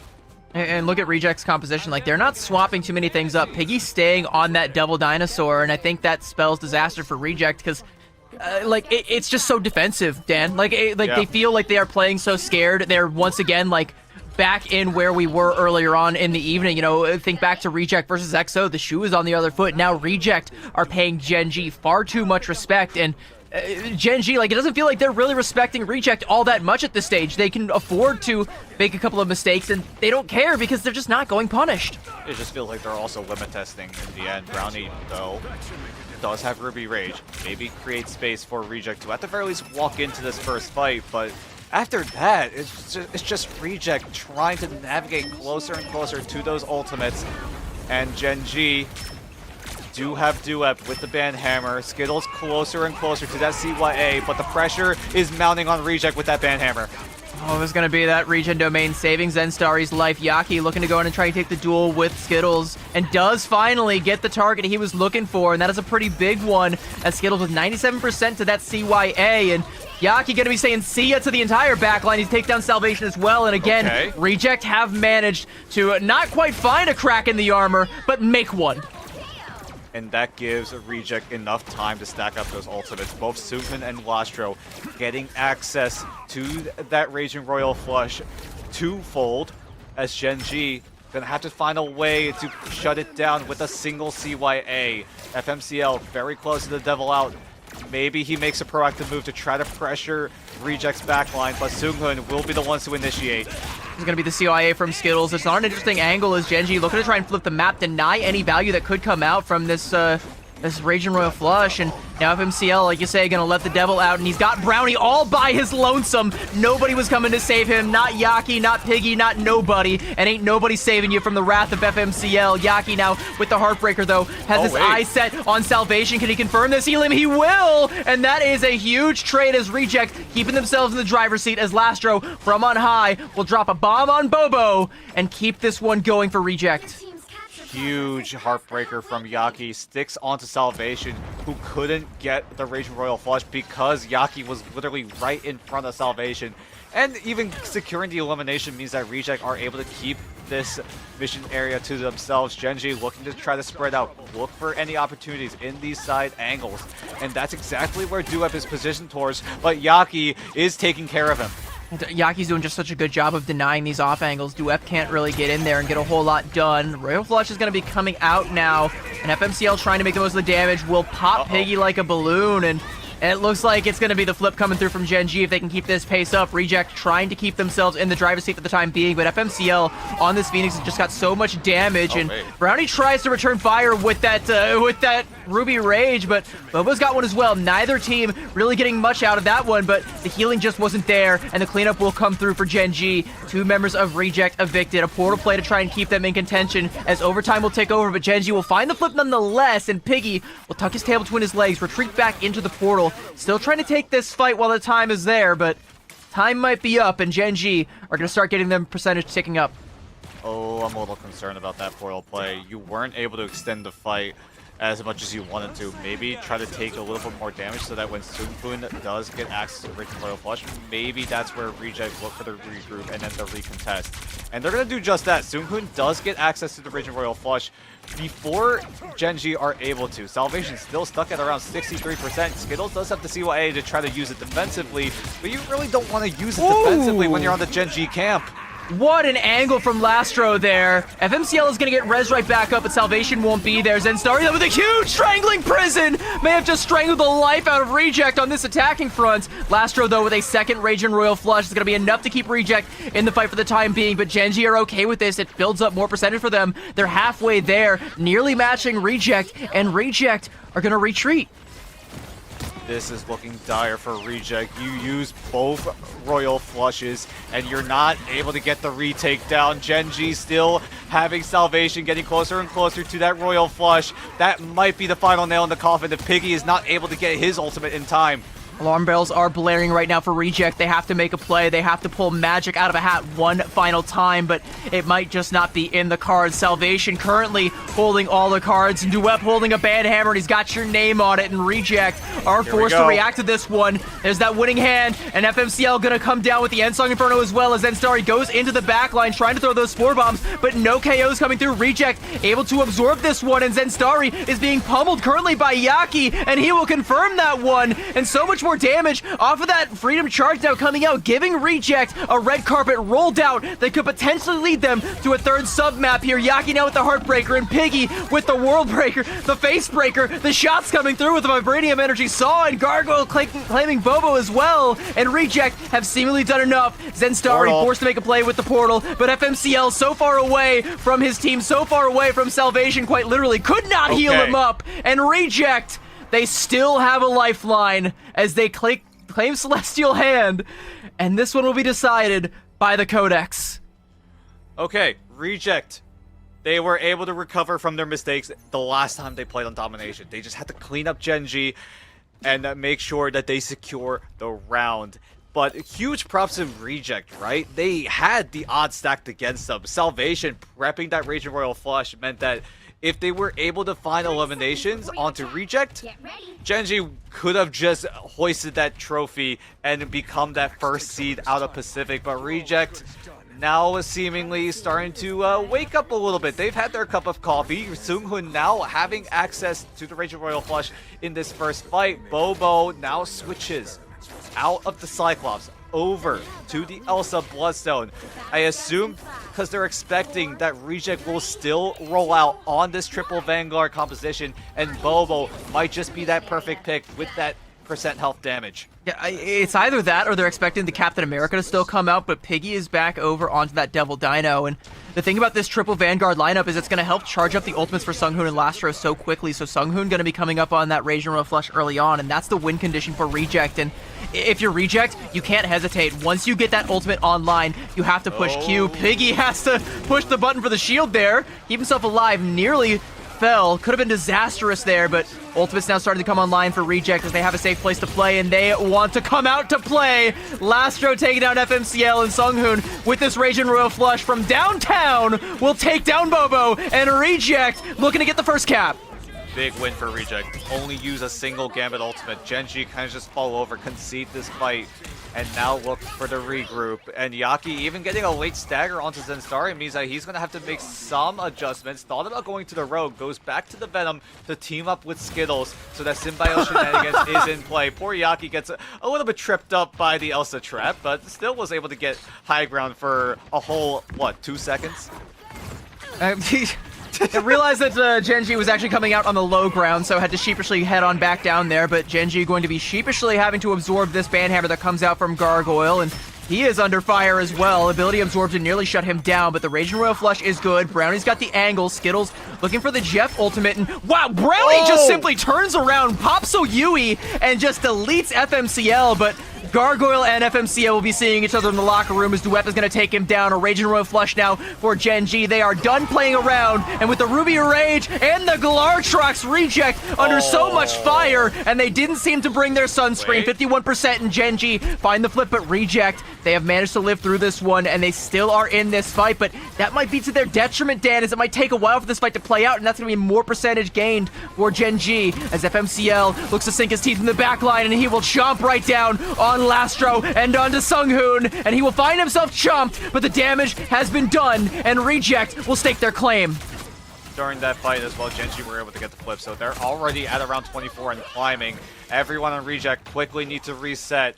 Now Reject, you have access to the Raging Royal Flush soon. Are you able to get it quickly enough so that you're able to team it up with either Piggy or Yaki? Because they're going to be the ones trying to initiate the fight here, but the problem is Gen.G have a rogue ultimate of their own, so they could easily nullify Piggy or Yaki's ultimates which rogue is going to press the Q button first. That's what it might come down to. That's going to be Duep, and he's going to try and get on top of the backline and deny some of the ult charge from coming out. Yaki wants to mirror it. Devil Beast Rampage is going to make it a little bit more treacherous for Gen.G to try and get in there, and Zenstari, as a matter of fact, is trying to get out. With the diving strike, he will do just that, but still super low on HP. Skittles, though, has got that good healing for him, and will get him topped back up and approach on that Jeff ultimate, but FMCL didn't get the healing when he needed it, and Brownie will clean him up, and that's huge because he was holding on to that, left the Devil out, and the Devil that you need to worry about right now is Sunghoon, as he has got the winning hand, but Skittles, with the Jeff ultimate, he's going to be able to find anything. Is there going to be anybody even left from Gen.G to capitalize off of this Jeff ultimate? It looks like no, as Reject will find the flip, find the KOs, and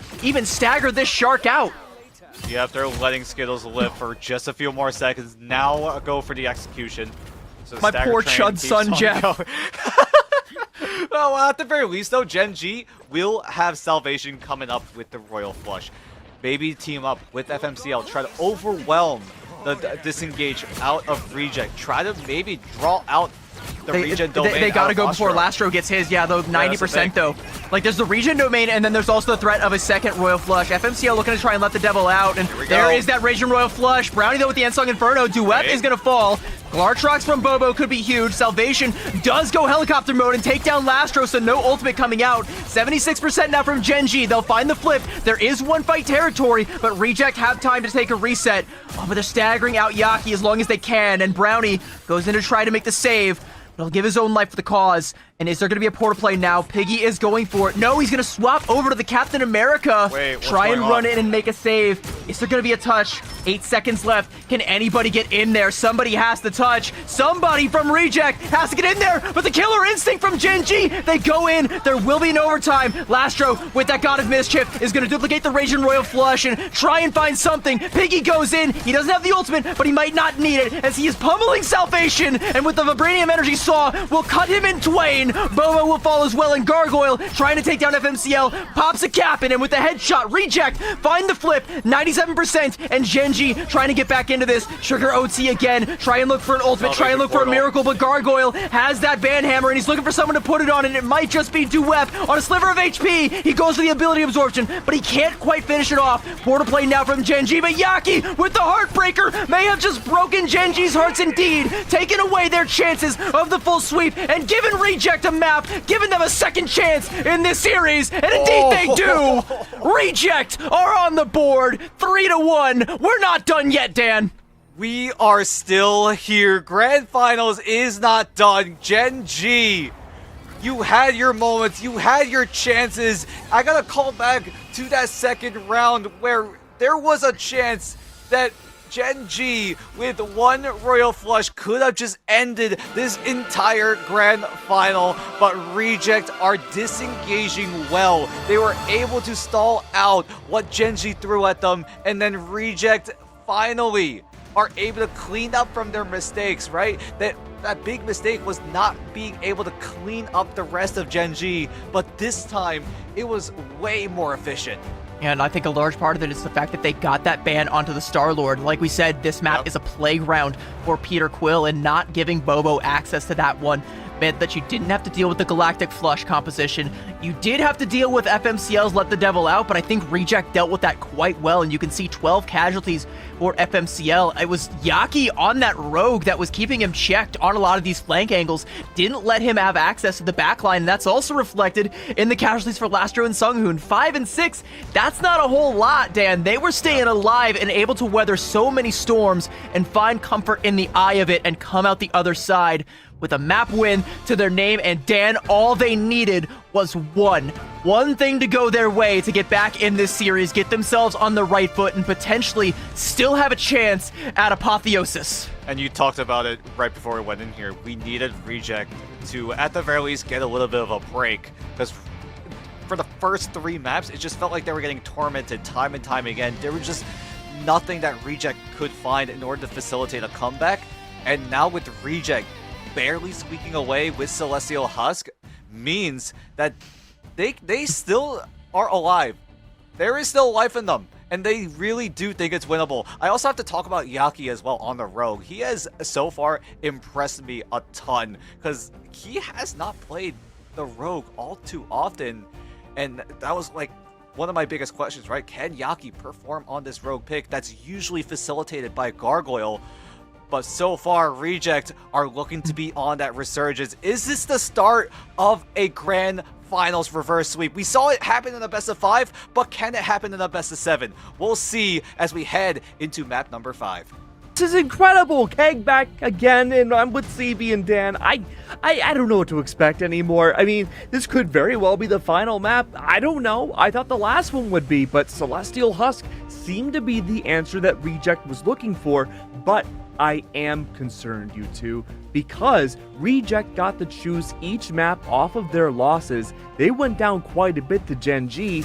Now that Reject has won Celestial Husk, it's up to Gen.G to choose where they want to go next. It's fully their terrain. Yeah, but I mean, at least Reject did get that one, and you had to know that they weren't going to go down quietly. Central Park is going to be where Gen.G take us, and I think that does play very well into Gen.G's wheelhouse, but it does also kind of set off a signal flare, Dan. We've seen a lot of these triple compositions that come out from Gen.G, and I believe... Was it? No, it was against XO that Reject lost this map. So that's right. Ooh, okay, wait, maybe they're trying to like twist the knife here a little bit. Maybe try and break the spirit of Reject just as they're trying to build it back up. It might also play a little bit of a part, right? Central Park is one of those maps where there's a lot of open space. It does allow some of these flying heroes to be used, and does that make Reject sweat a little bit in terms of figuring out what kind of composition that Gen.G want to go for? It's all going to come down to the band draft to see what kind of identity that Gen.G want to go for here. I think they're going to anticipate the Adam Warlock composition, right? Because like they've played it so many times before in this series. Unless Gen.G were just like saving another composition for like an emergency protocol, where okay, we drop a map in grand finals, now we got to hit you with this new strategy that you never saw coming. If not that, like it's going to be the double res comp, right? Like every other time they've had an opportunity on a map like this, they've played it. Well, luckily for us, though, we're not too far away from getting to our picks and bans of what could very well, this time around, be the final map of Stage 1 Pacific. We're going to have to wait and see how it all plays out. It was wild last time on Celestial Husk, but like you said, the XOXO matchup versus Reject here on Central Park was a barn burner. And I don't know, has there been enough time for Reject to kind of loosen things up a bit and maybe learn their lessons from the XO matchup?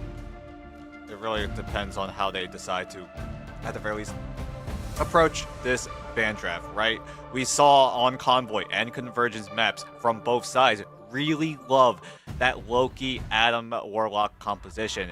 Get that safety net, some of that insurance policy of that Karma Revival, and if it doesn't work out, you do have the Loki copy just in case. And the only way you can really shut it down is by going fast and just wipe them out before those ultimates are even in play. We'll see if they're going to be able to do just that, at least get the execution down in game, or do they just get rid of it in the ban draft?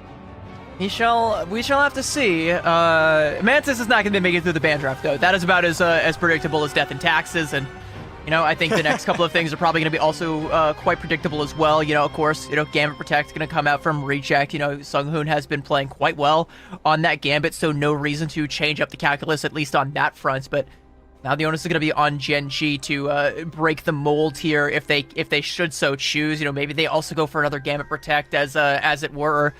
Maybe they go for a low-key Protect, and again, that looks like a loud signal flare. An adjustment being made by Gen.G. Just as a heads up as well, Gen.G are starting out on the defense, but Reject, when they're on the attacking side, they see the Loki save and they're like, hey, you guys want Adam, right? Yeah, nah, we're gonna take it away. Do you think that might have been intentional though? Like to go for the Loki Protect and like bait Reject into wasting a ban on the Adam? Like, maybe we have seen teams do that, right? They force Gambit saves. Protect. Yeah, they force saves, and then at the very least force a Reject to think about, hey, do we adjust here, or are they just kind of bait and switching us right now? As Gen.G, they do limit the Gambit on the side of Reject by taking away the Rogue and are able to secure the Gambit for themselves. Reject don't invest onto the Gambit at all, and that allows Gen.G to get Gambit Loki. But at the very least, though, Reject will have that same resource. So what is this last ban going to be from Gen.G? So I'm wondering, okay, it's going to be the Groot, and I do think that, you know, they are definitely playing for the offensive side, so that's not going to come into play quite yet, as it's going to be Gen.G on the defensive side first time around, and without access to that Adam Warlock, it's going to be it's going to be Loki, Gambit, and Invis, and again, that does kind of give you that good, you know, that good choice. You know, you can take either the Royal Flush or the Invisible Boundary, and either way, it could be a win condition for Gen.G. I mean, the best way you can isolate some of those Vanguards, because both teams really love that triple Vanguard setup, and the best way you can isolate and try to eliminate one of those Vanguards is with Groot. So the walls being able to cut off the line of sight of the strategist means that you have a golden opportunity every few seconds to try to eliminate some of those Vanguards, and with Reject not being able to do that means that they're going to have to resort to the Devil Dinosaur in order to try to cut off healing. Yaki gonna go in with a big test early on. Bobo just letting the cars rain. In fact, gonna get all the way across the point using both his dashes to help keep the rest of the team alive. But that's one tick already given over to Reject, and more potentially to come if Gen.G can't get out of this choke point safely. 2 ticks now, and as one member, Zenstari, I believe, tried to set foot outside. Brownie is gonna make him regret it. Nearly the full cap coming through, and only FMCL standing between Reject and this first point capture, and more bodies from Gen.G have to get on the point, but they are hitting the floor as Brownie is just hitting every single shot and then some, and the point just gets capped. Percent health damage is the way to go in this series.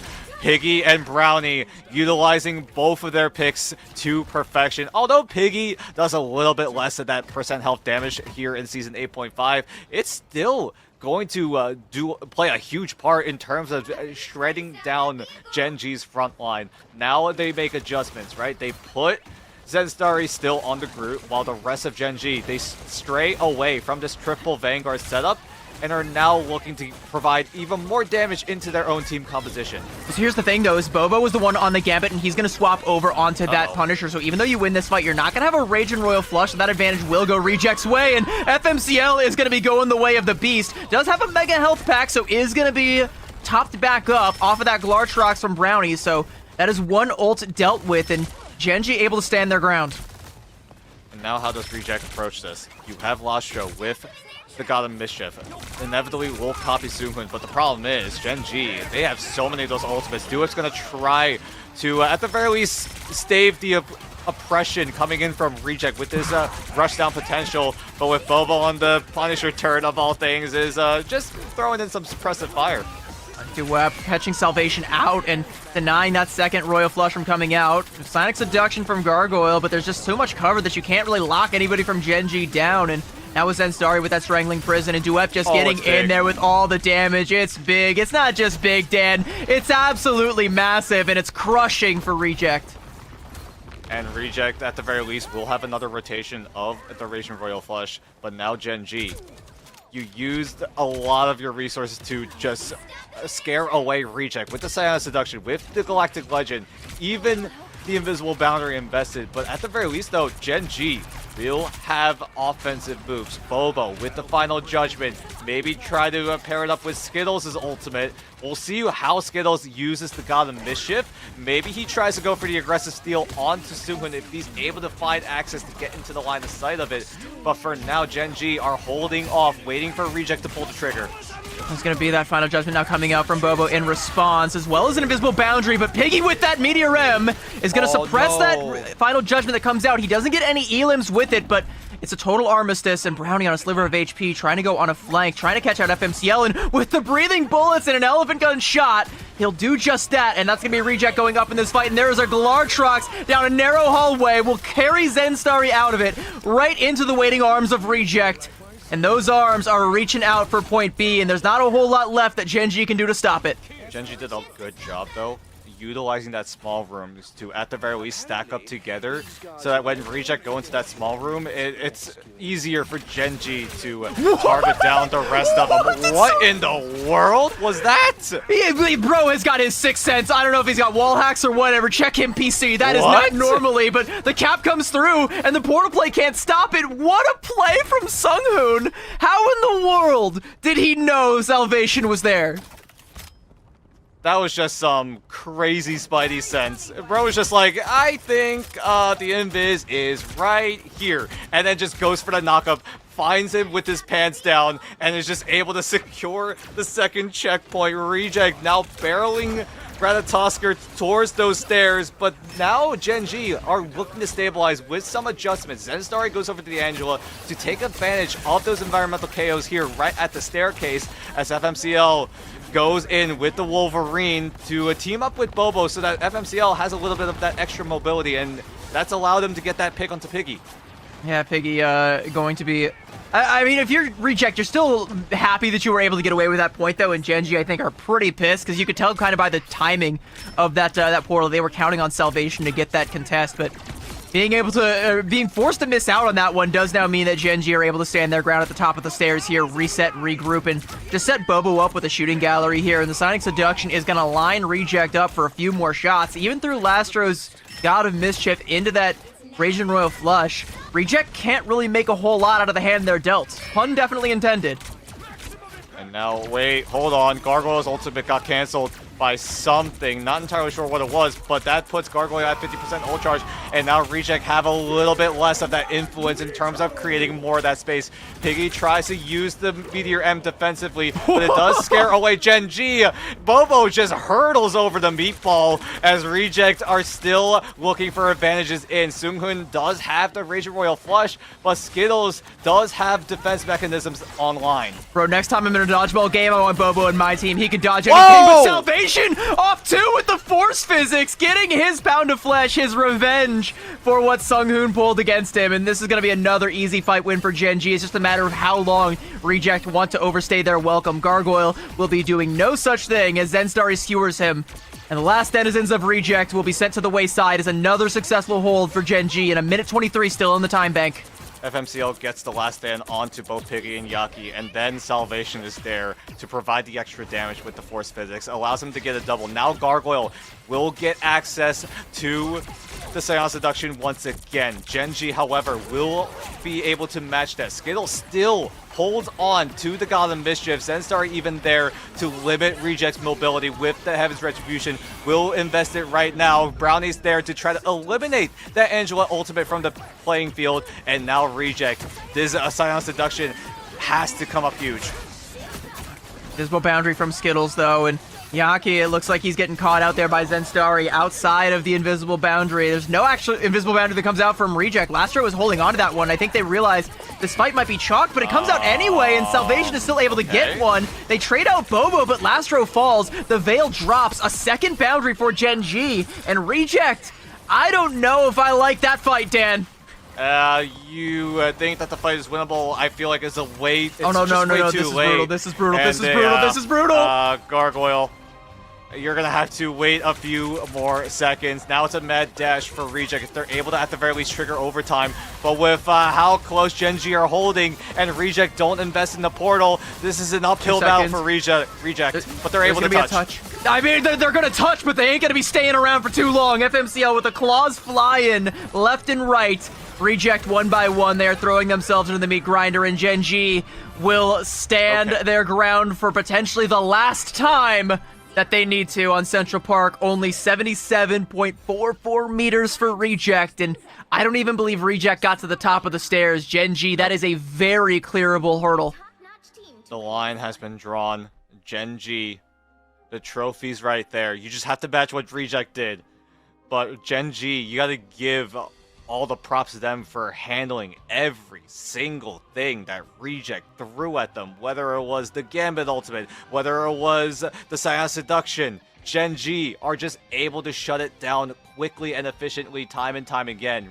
And now on the offense, you just have to do what you did to counter Reject, right? Just shut down every single win condition that Reject had at the ready.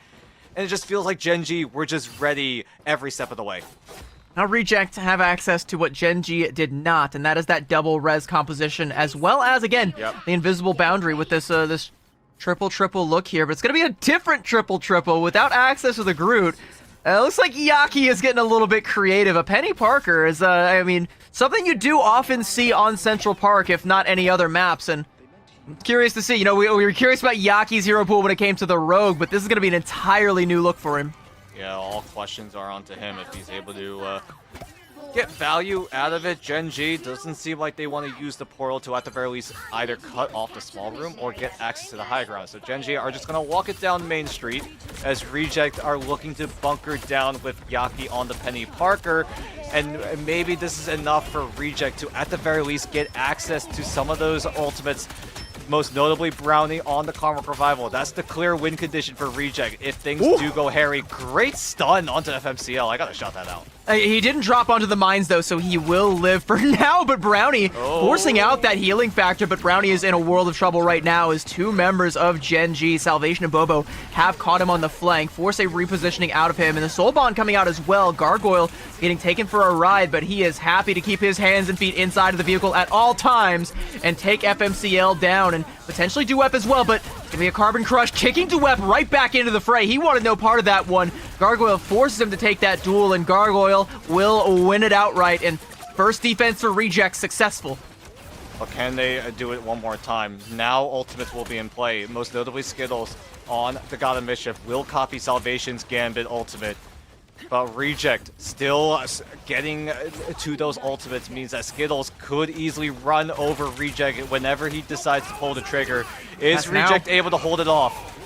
Well, here it comes. There's no defensive utility for Reject, so they have to give ground. They can give up a tick or two before they get their ultimates of their own, but they got to find something. Gargoyle with another huge Carbon Crush is going to slow things down. Yaki claiming one, but off the Strangling Prison from Zenstari, it is a near team wipe, and Brownie is 20% away from the Karmic Revival, but even if that had come through, it wouldn't have been enough, and Salvation will salute the spirit of Brownie as he'll be taking a reset. You shouldn't invest in the cocoon. Yeah, Brownie's just going to fizzle out, it seems like. We'll go back to the spawn room. And hold on to the Adam Warlock ultimate. Oh, hello, yeah, like you said, Reject. Goodbye. Go for the portal. And Piggy and Gargoyle, yeah, you can just wave them goodbye already. A Spider Sweeper even through the point here, but the portal was behind the wall there. Karmic Revival from Brownie. Okay, wait a minute. Maybe Reject did cook with this portal play coming out. The cart is still being pulled away from them, and Duep with the Sonic Seduction to try and keep them at bay, but Lastro with the invisible boundary might make it a little bit easier for them to have safe passage back into this fight, but there is that Royal Flush on deck for Salvation. Gargoyle with another Sonic Seduction, and gonna make Salvation think twice about popping that Royal Flush. Gargoyle is gonna be traded out for FMCL. Is that gonna be good enough? As now there's an invisible bounty for Reject, and we can't quite find the Elim onto Sunghoon to be able to shut it down. Brownie taking the duel with Salvation shuts him down, and with an Eye of Agamotto and the Adamantium Claws, Reject have managed to steal this fight away. Lots of investment from Reject, however. They use so much to, at the very least, stabilize. Gen.G, however, they are able to hold on to two of those ultimates. A third will be online by the likes of Zenstari. Gen.G just need to land this combo down. Strangling Prison into what hopefully will be a multi-man last stand from FMCL. He has shown that he's able to come up clutch with this Wolverine ultimate, but he has to do it one more time if they want to, at the very least, break through Reject's defense. Oh, Gargoyle on low HP. Regen Domain will save him, but Brownie got caught out off on the flank. Man left behind, and Reject on the back foot. This Royal Flush is just putting so much pressure as Gen.G exert their will over Reject and force a full-fledged retreat. There's that last stand that comes through from FMCL, just carting them right into Bobo's waiting arms, and with arms wide open, he will accept you. And that's the strategist line gone from Reject. There is no contest coming in from Reject. Maybe they try to touch. Nope, they're just going to concede. Go for the regroup instead.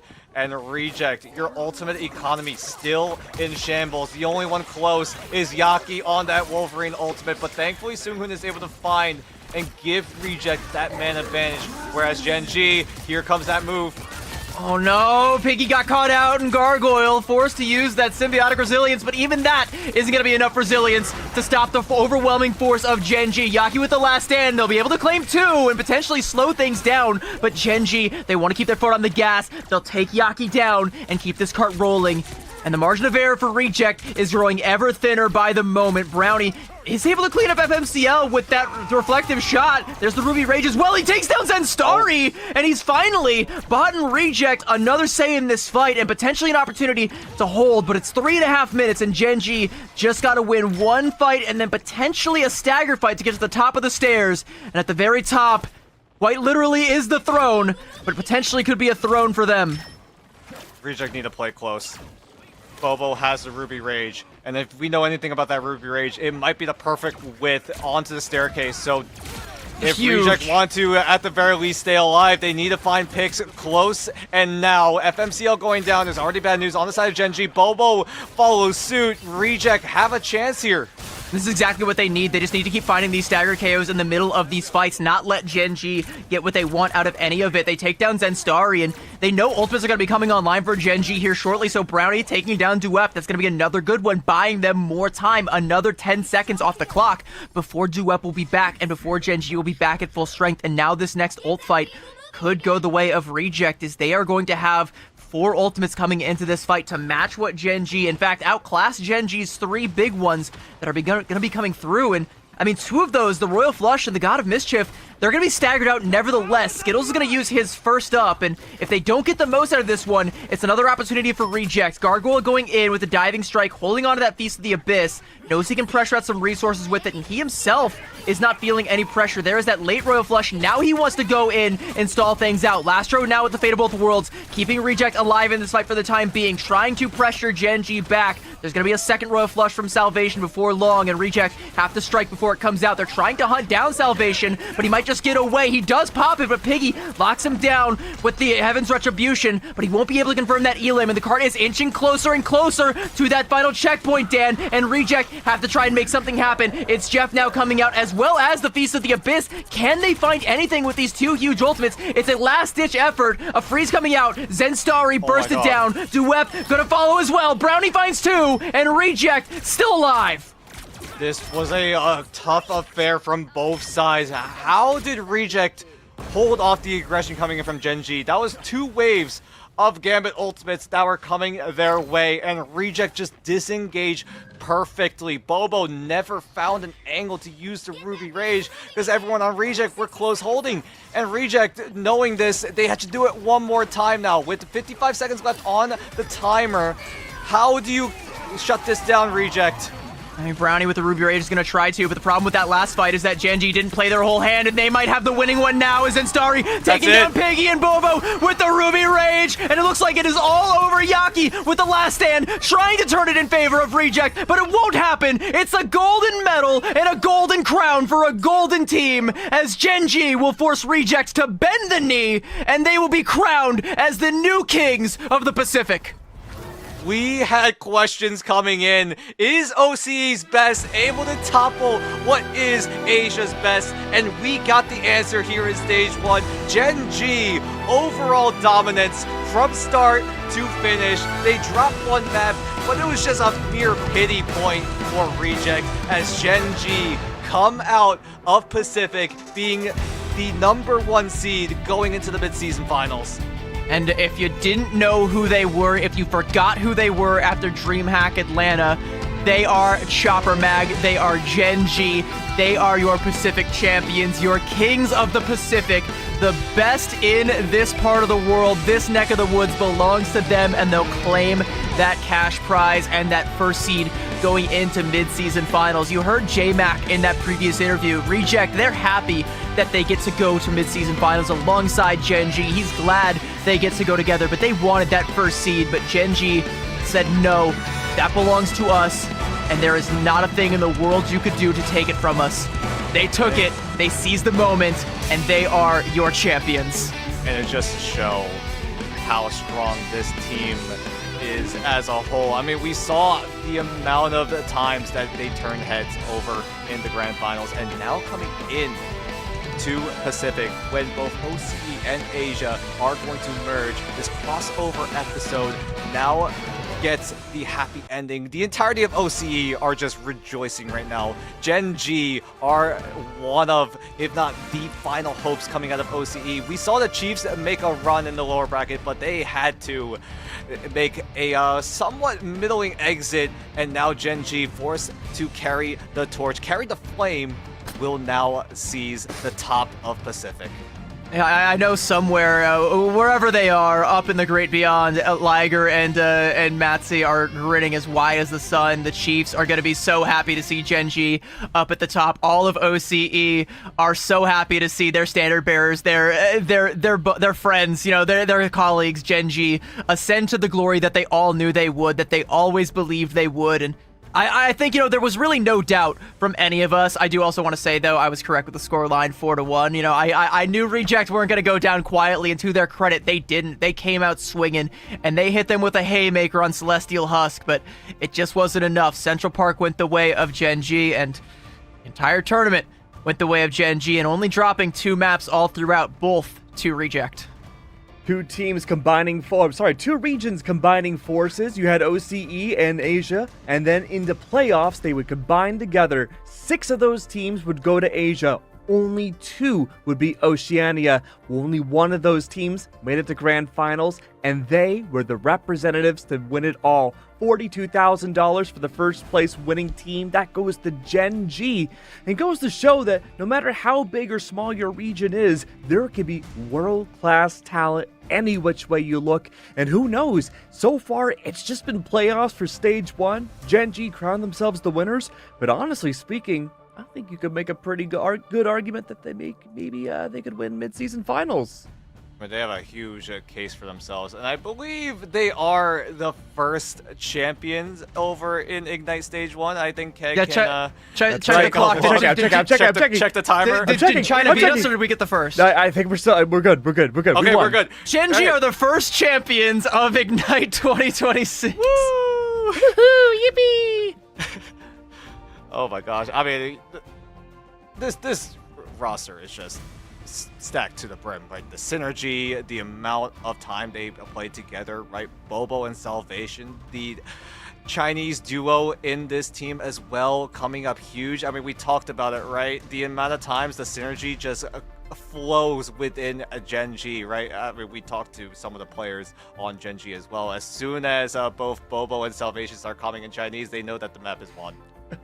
It's hard not to cheer for them, because when they first came together as Chopper Mag, like, there were some people, like, I heard the words like Pacific Super Team being floated around to describe this team, and, you know, they were the best kept secret going into DreamHack Atlanta. They have that grand performance on the stage, turn a lot of heads, draw a lot of attention to the region, and they've since built up so much of that synergy, like you said. And for a team that had the word Pacific Super Team used to describe them, to also just be such, like, they're good friends. They love playing together. They love, you know, being a team, and they've built that particular bond, and that's one of those things that is just an intangible, especially at this stage of the game. And yeah, there we go. Bro thinks he's on the team. Yeah, I wish I could play Marvel like that. Would be Plat 2. Maybe they need a Plat 2 representative, but overall, really impressive from Gen.G overall, and I'm super excited for the future prospects for them as well. We were looking at Reject and Gen.G, again, whether it be cultural differences or just an approach to the game, Gen.G had a very different macro than Reject. It felt like at times Reject had a very individualistic sense where any player on the team could be a human highlight reel, but Gen.G, their executes have been some of the cleanest I have seen team versus team, especially in those team fights, that I think almost out of any team in the game. It's hard to overcome, like, that level of synergy and also that level of pop-up potential from, like, every single other member of the team. Like, look at some of the best teams in the world right now. Like, if we use Americas for a comparison, look at teams like Swamp Gaming or Team Liquid Citadel, teams that already have so many of these synergies built up and that have been playing together for so long, but also have some of the best in slot when it comes to all these different roles. Gen.G is like the equivalent over here in the Pacific, and I would even argue could go toe-to-toe with some of those teams, and I cannot wait to see it. We get to see it as they come in as the first seed. We will still get to see Reject there as well, but they're going to have a lot more to prove going into this one. I hope we just get another revenge match between Gen.G and Reject on LAN. I think that's the only way we could have the ultimate icing on the cake. Who knows how that will go? I think, man, I'm hoping there isn't a world where those two don't face against each other. I'm not too sure what the structure for mid-season finals is going to look like yet, but surely they'll face up against each other, right? Maybe in grand finals? I mean, we've seen it happen before. Very ambitious prediction. But yeah, I'm I mean, an if ambitious it kinda guy, what can I say? happens, it'll be a generational showing. Doing the Pacific Finals rematch on the international stage, that's a whole different level of hype, a whole different level of cinema, it feels like. I know I will be cheering for them because, of course, I got that Pacific bias as a caster, but I'd be lying if I'd say that there weren't some tough customers over on the rest of the world. You know, EMEA still believes that they are the top dogs in the world, and nobody has yet to prove them otherwise, and there are some pretty rough challengers, like I said, Swamp Gaming and TLC in Americas, and that's just the tip of the iceberg, but I would be remiss if I didn't also say that Gen.G belong amongst those. Oh yeah, for sure, 100%. And I mean, I think Gen.G will go down in a legendary sense, at least through their 2025 run into 2026. They've only been upgraded more and more. And again, I'm an ambitious kind of guy. You know, you get one milestone, you gotta go for the next. First, it's mid-season finals. Who knows how that's gonna go? Next, it's the world. I was gonna say, World Championship. We could absolutely see Gen.G there. See if that ever does happen. I'm hopeful, right? We've seen that this roster in particular can go toe-to-toe on some of the midfield over in the Americas and EMEA, because we've seen them be able to take some of those teams down in the grand finals, and I'm very confident that they're going to be able to do just that. And it's just a big question of, can they go toe-to-toe against the top of the top, like Liquid Citadel, Swamp Gaming, Na'Vi, maybe VP. Are they at that level yet? That's the question, right? Is because, like, in both regions, EMEA and Americas, like, so much of the landscape has changed, but the teams that still remain at the top, like I said, are the ones that have the same level of synergy as Gen.G, which is kind of why I put them in that same conversation. Why, you know, again, no shade to Reject. They are a phenomenal team, a wonderful team. They went down swinging today, but there really was no doubt. It wasn't no contest, but there was no doubt that Gen.G were going to be walking out with that crown. And yeah, that is the question, is now, can they go toe-to-toe with some of those top-tier teams from the other regions? And I think they can. Will they win it all? I would love to see it. It's too soon to predict. I really wish I could say it, but I want to see them go the distance. I want to see them top that run that they made last time around and turn even more heads and remind you all who they are.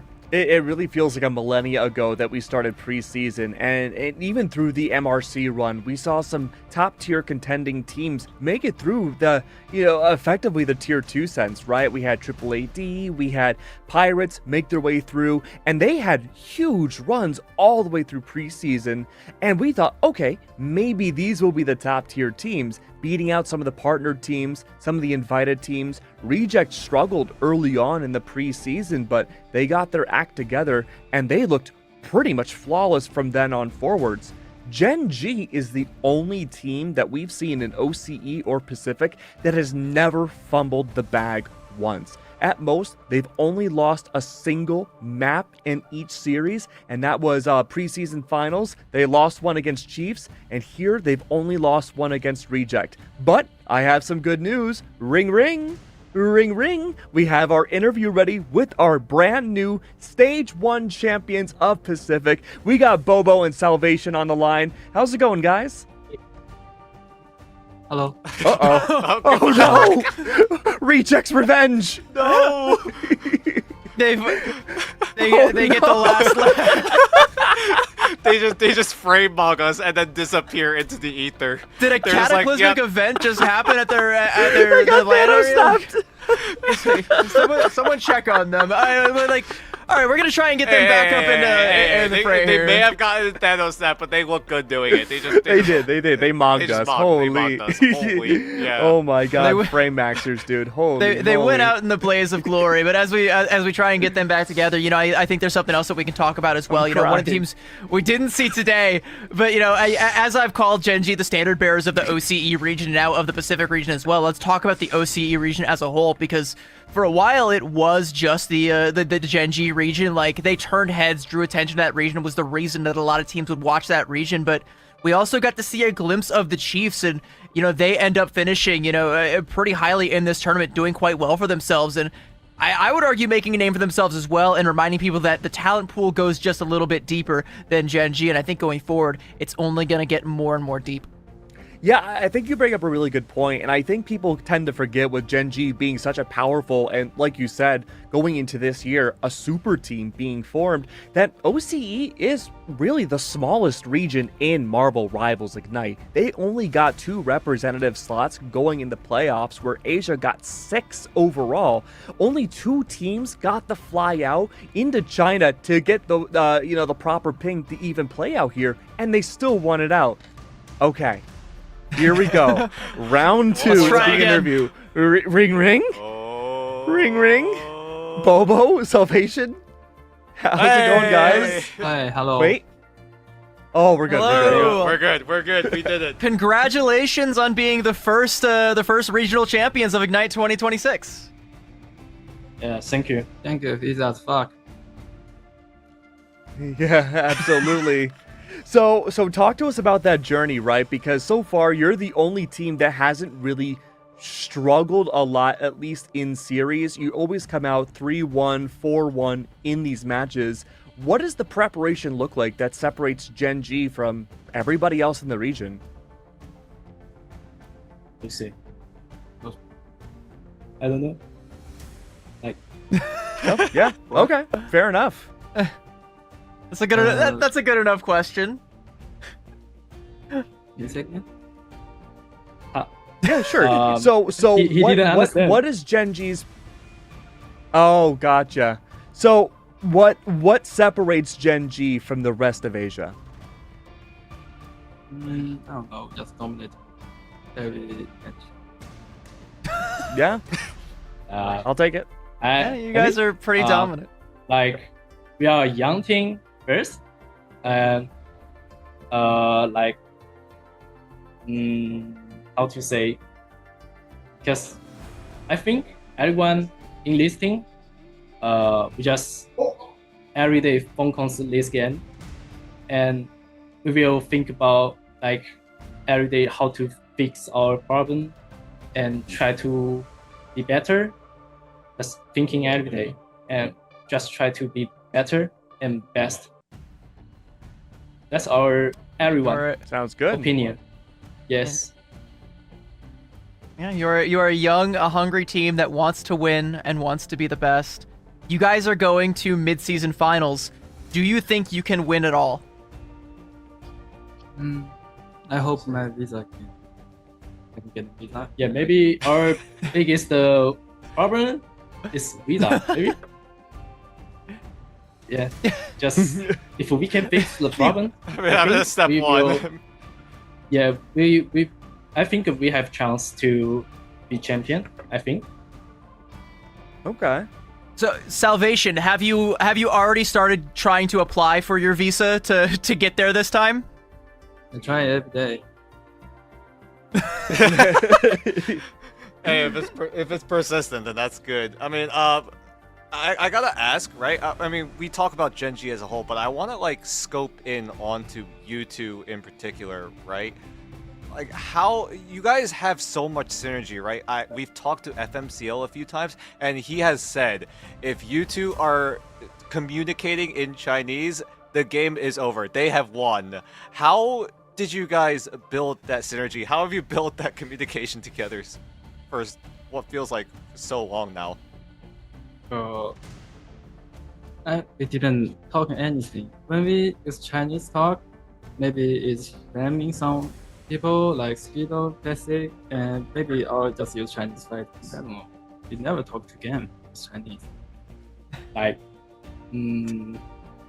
maybe we found some problem and I don't know how to use English to explain. I must share with Sally because maybe he know how to say.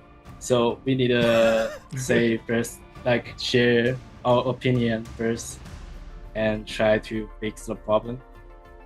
And I think in the game, I say Chinese, it's like emergency, like help me. And yeah, he will know.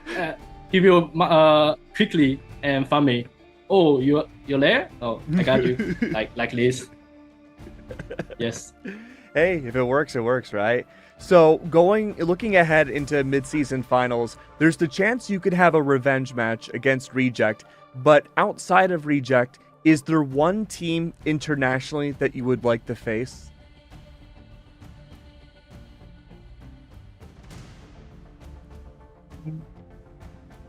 Navi, Heretics, I think. Mine Okay. is SG, because they are good team, like new starting, they very powerful.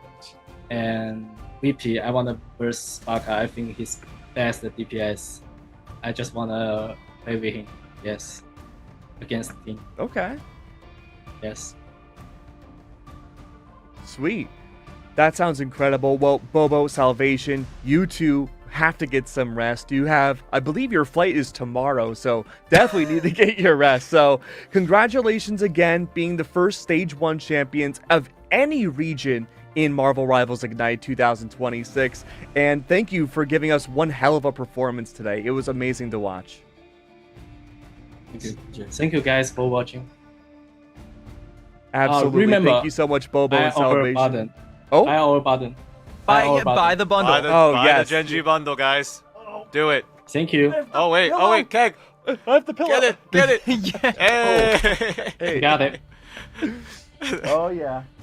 All right. Thank you so much, Bobo and Salvation. Appreciate having you on once again.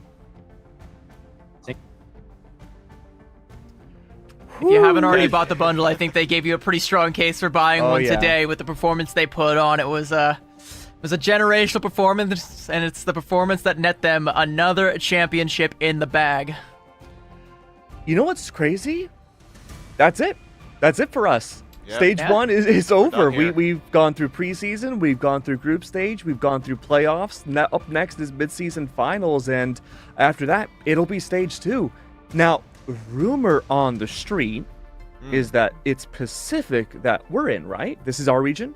Yes. Yes. As a matter Huh. of fact. Well, we're not But- all physically located there. Like we're That we're, very we're all like true. kind of Yeah, all yeah. over the place I here. wish. It's like I wish. it's currently 9 a.m. here for me. It is Almost 7 a.m. 10 for actually. me. But you know what? Rumor on the street is that you two will be on the America stream next week for playoffs. Yeah, maybe we'll go on a little bit of a field trip, maybe a little bit of a 4th of July vacation to maybe a different region, maybe on camera. We'll cross that bridge when we get there, but we Okay, gotta get a little bit of a recap going, right? In terms of what we just saw here tonight on Championship Sunday here in Ignite Pacific Stage 1.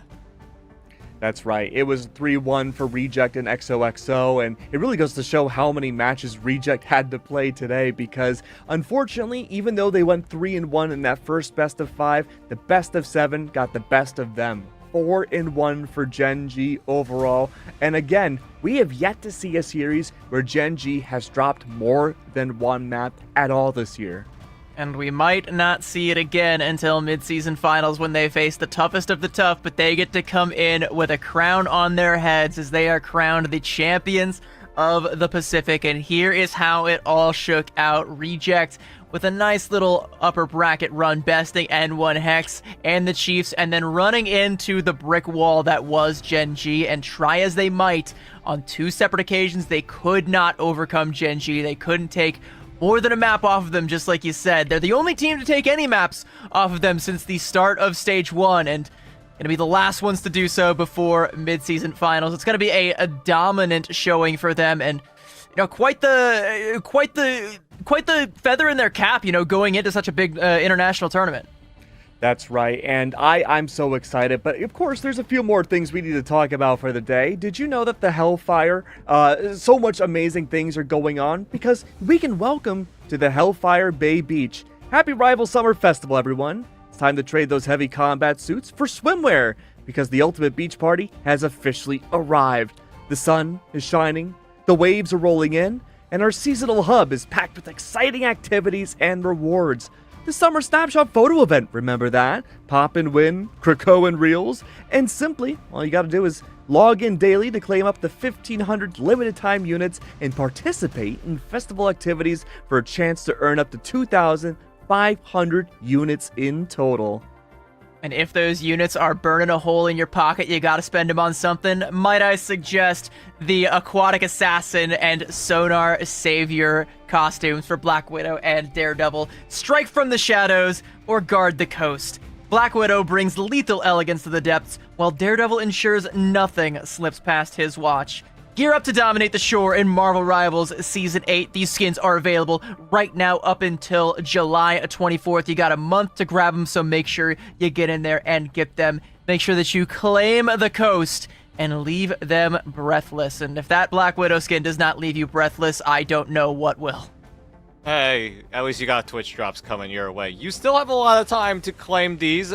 You got nameplates, you got emotes, you got sprays, and the Will of Galacta Storm costume. If you missed out trying to get these drops here tonight, that's okay. You have Americas, you have EMEA coming at you for their Stage 1 playoffs next week. So tune in to your favorite streamers to earn these nice little rewards up until July 10th. Hey, that's not too far away from now. I Yeah. have plenty of time to get that right. Exactly. Man, if only there was a long broadcast I could watch to get all those rewards.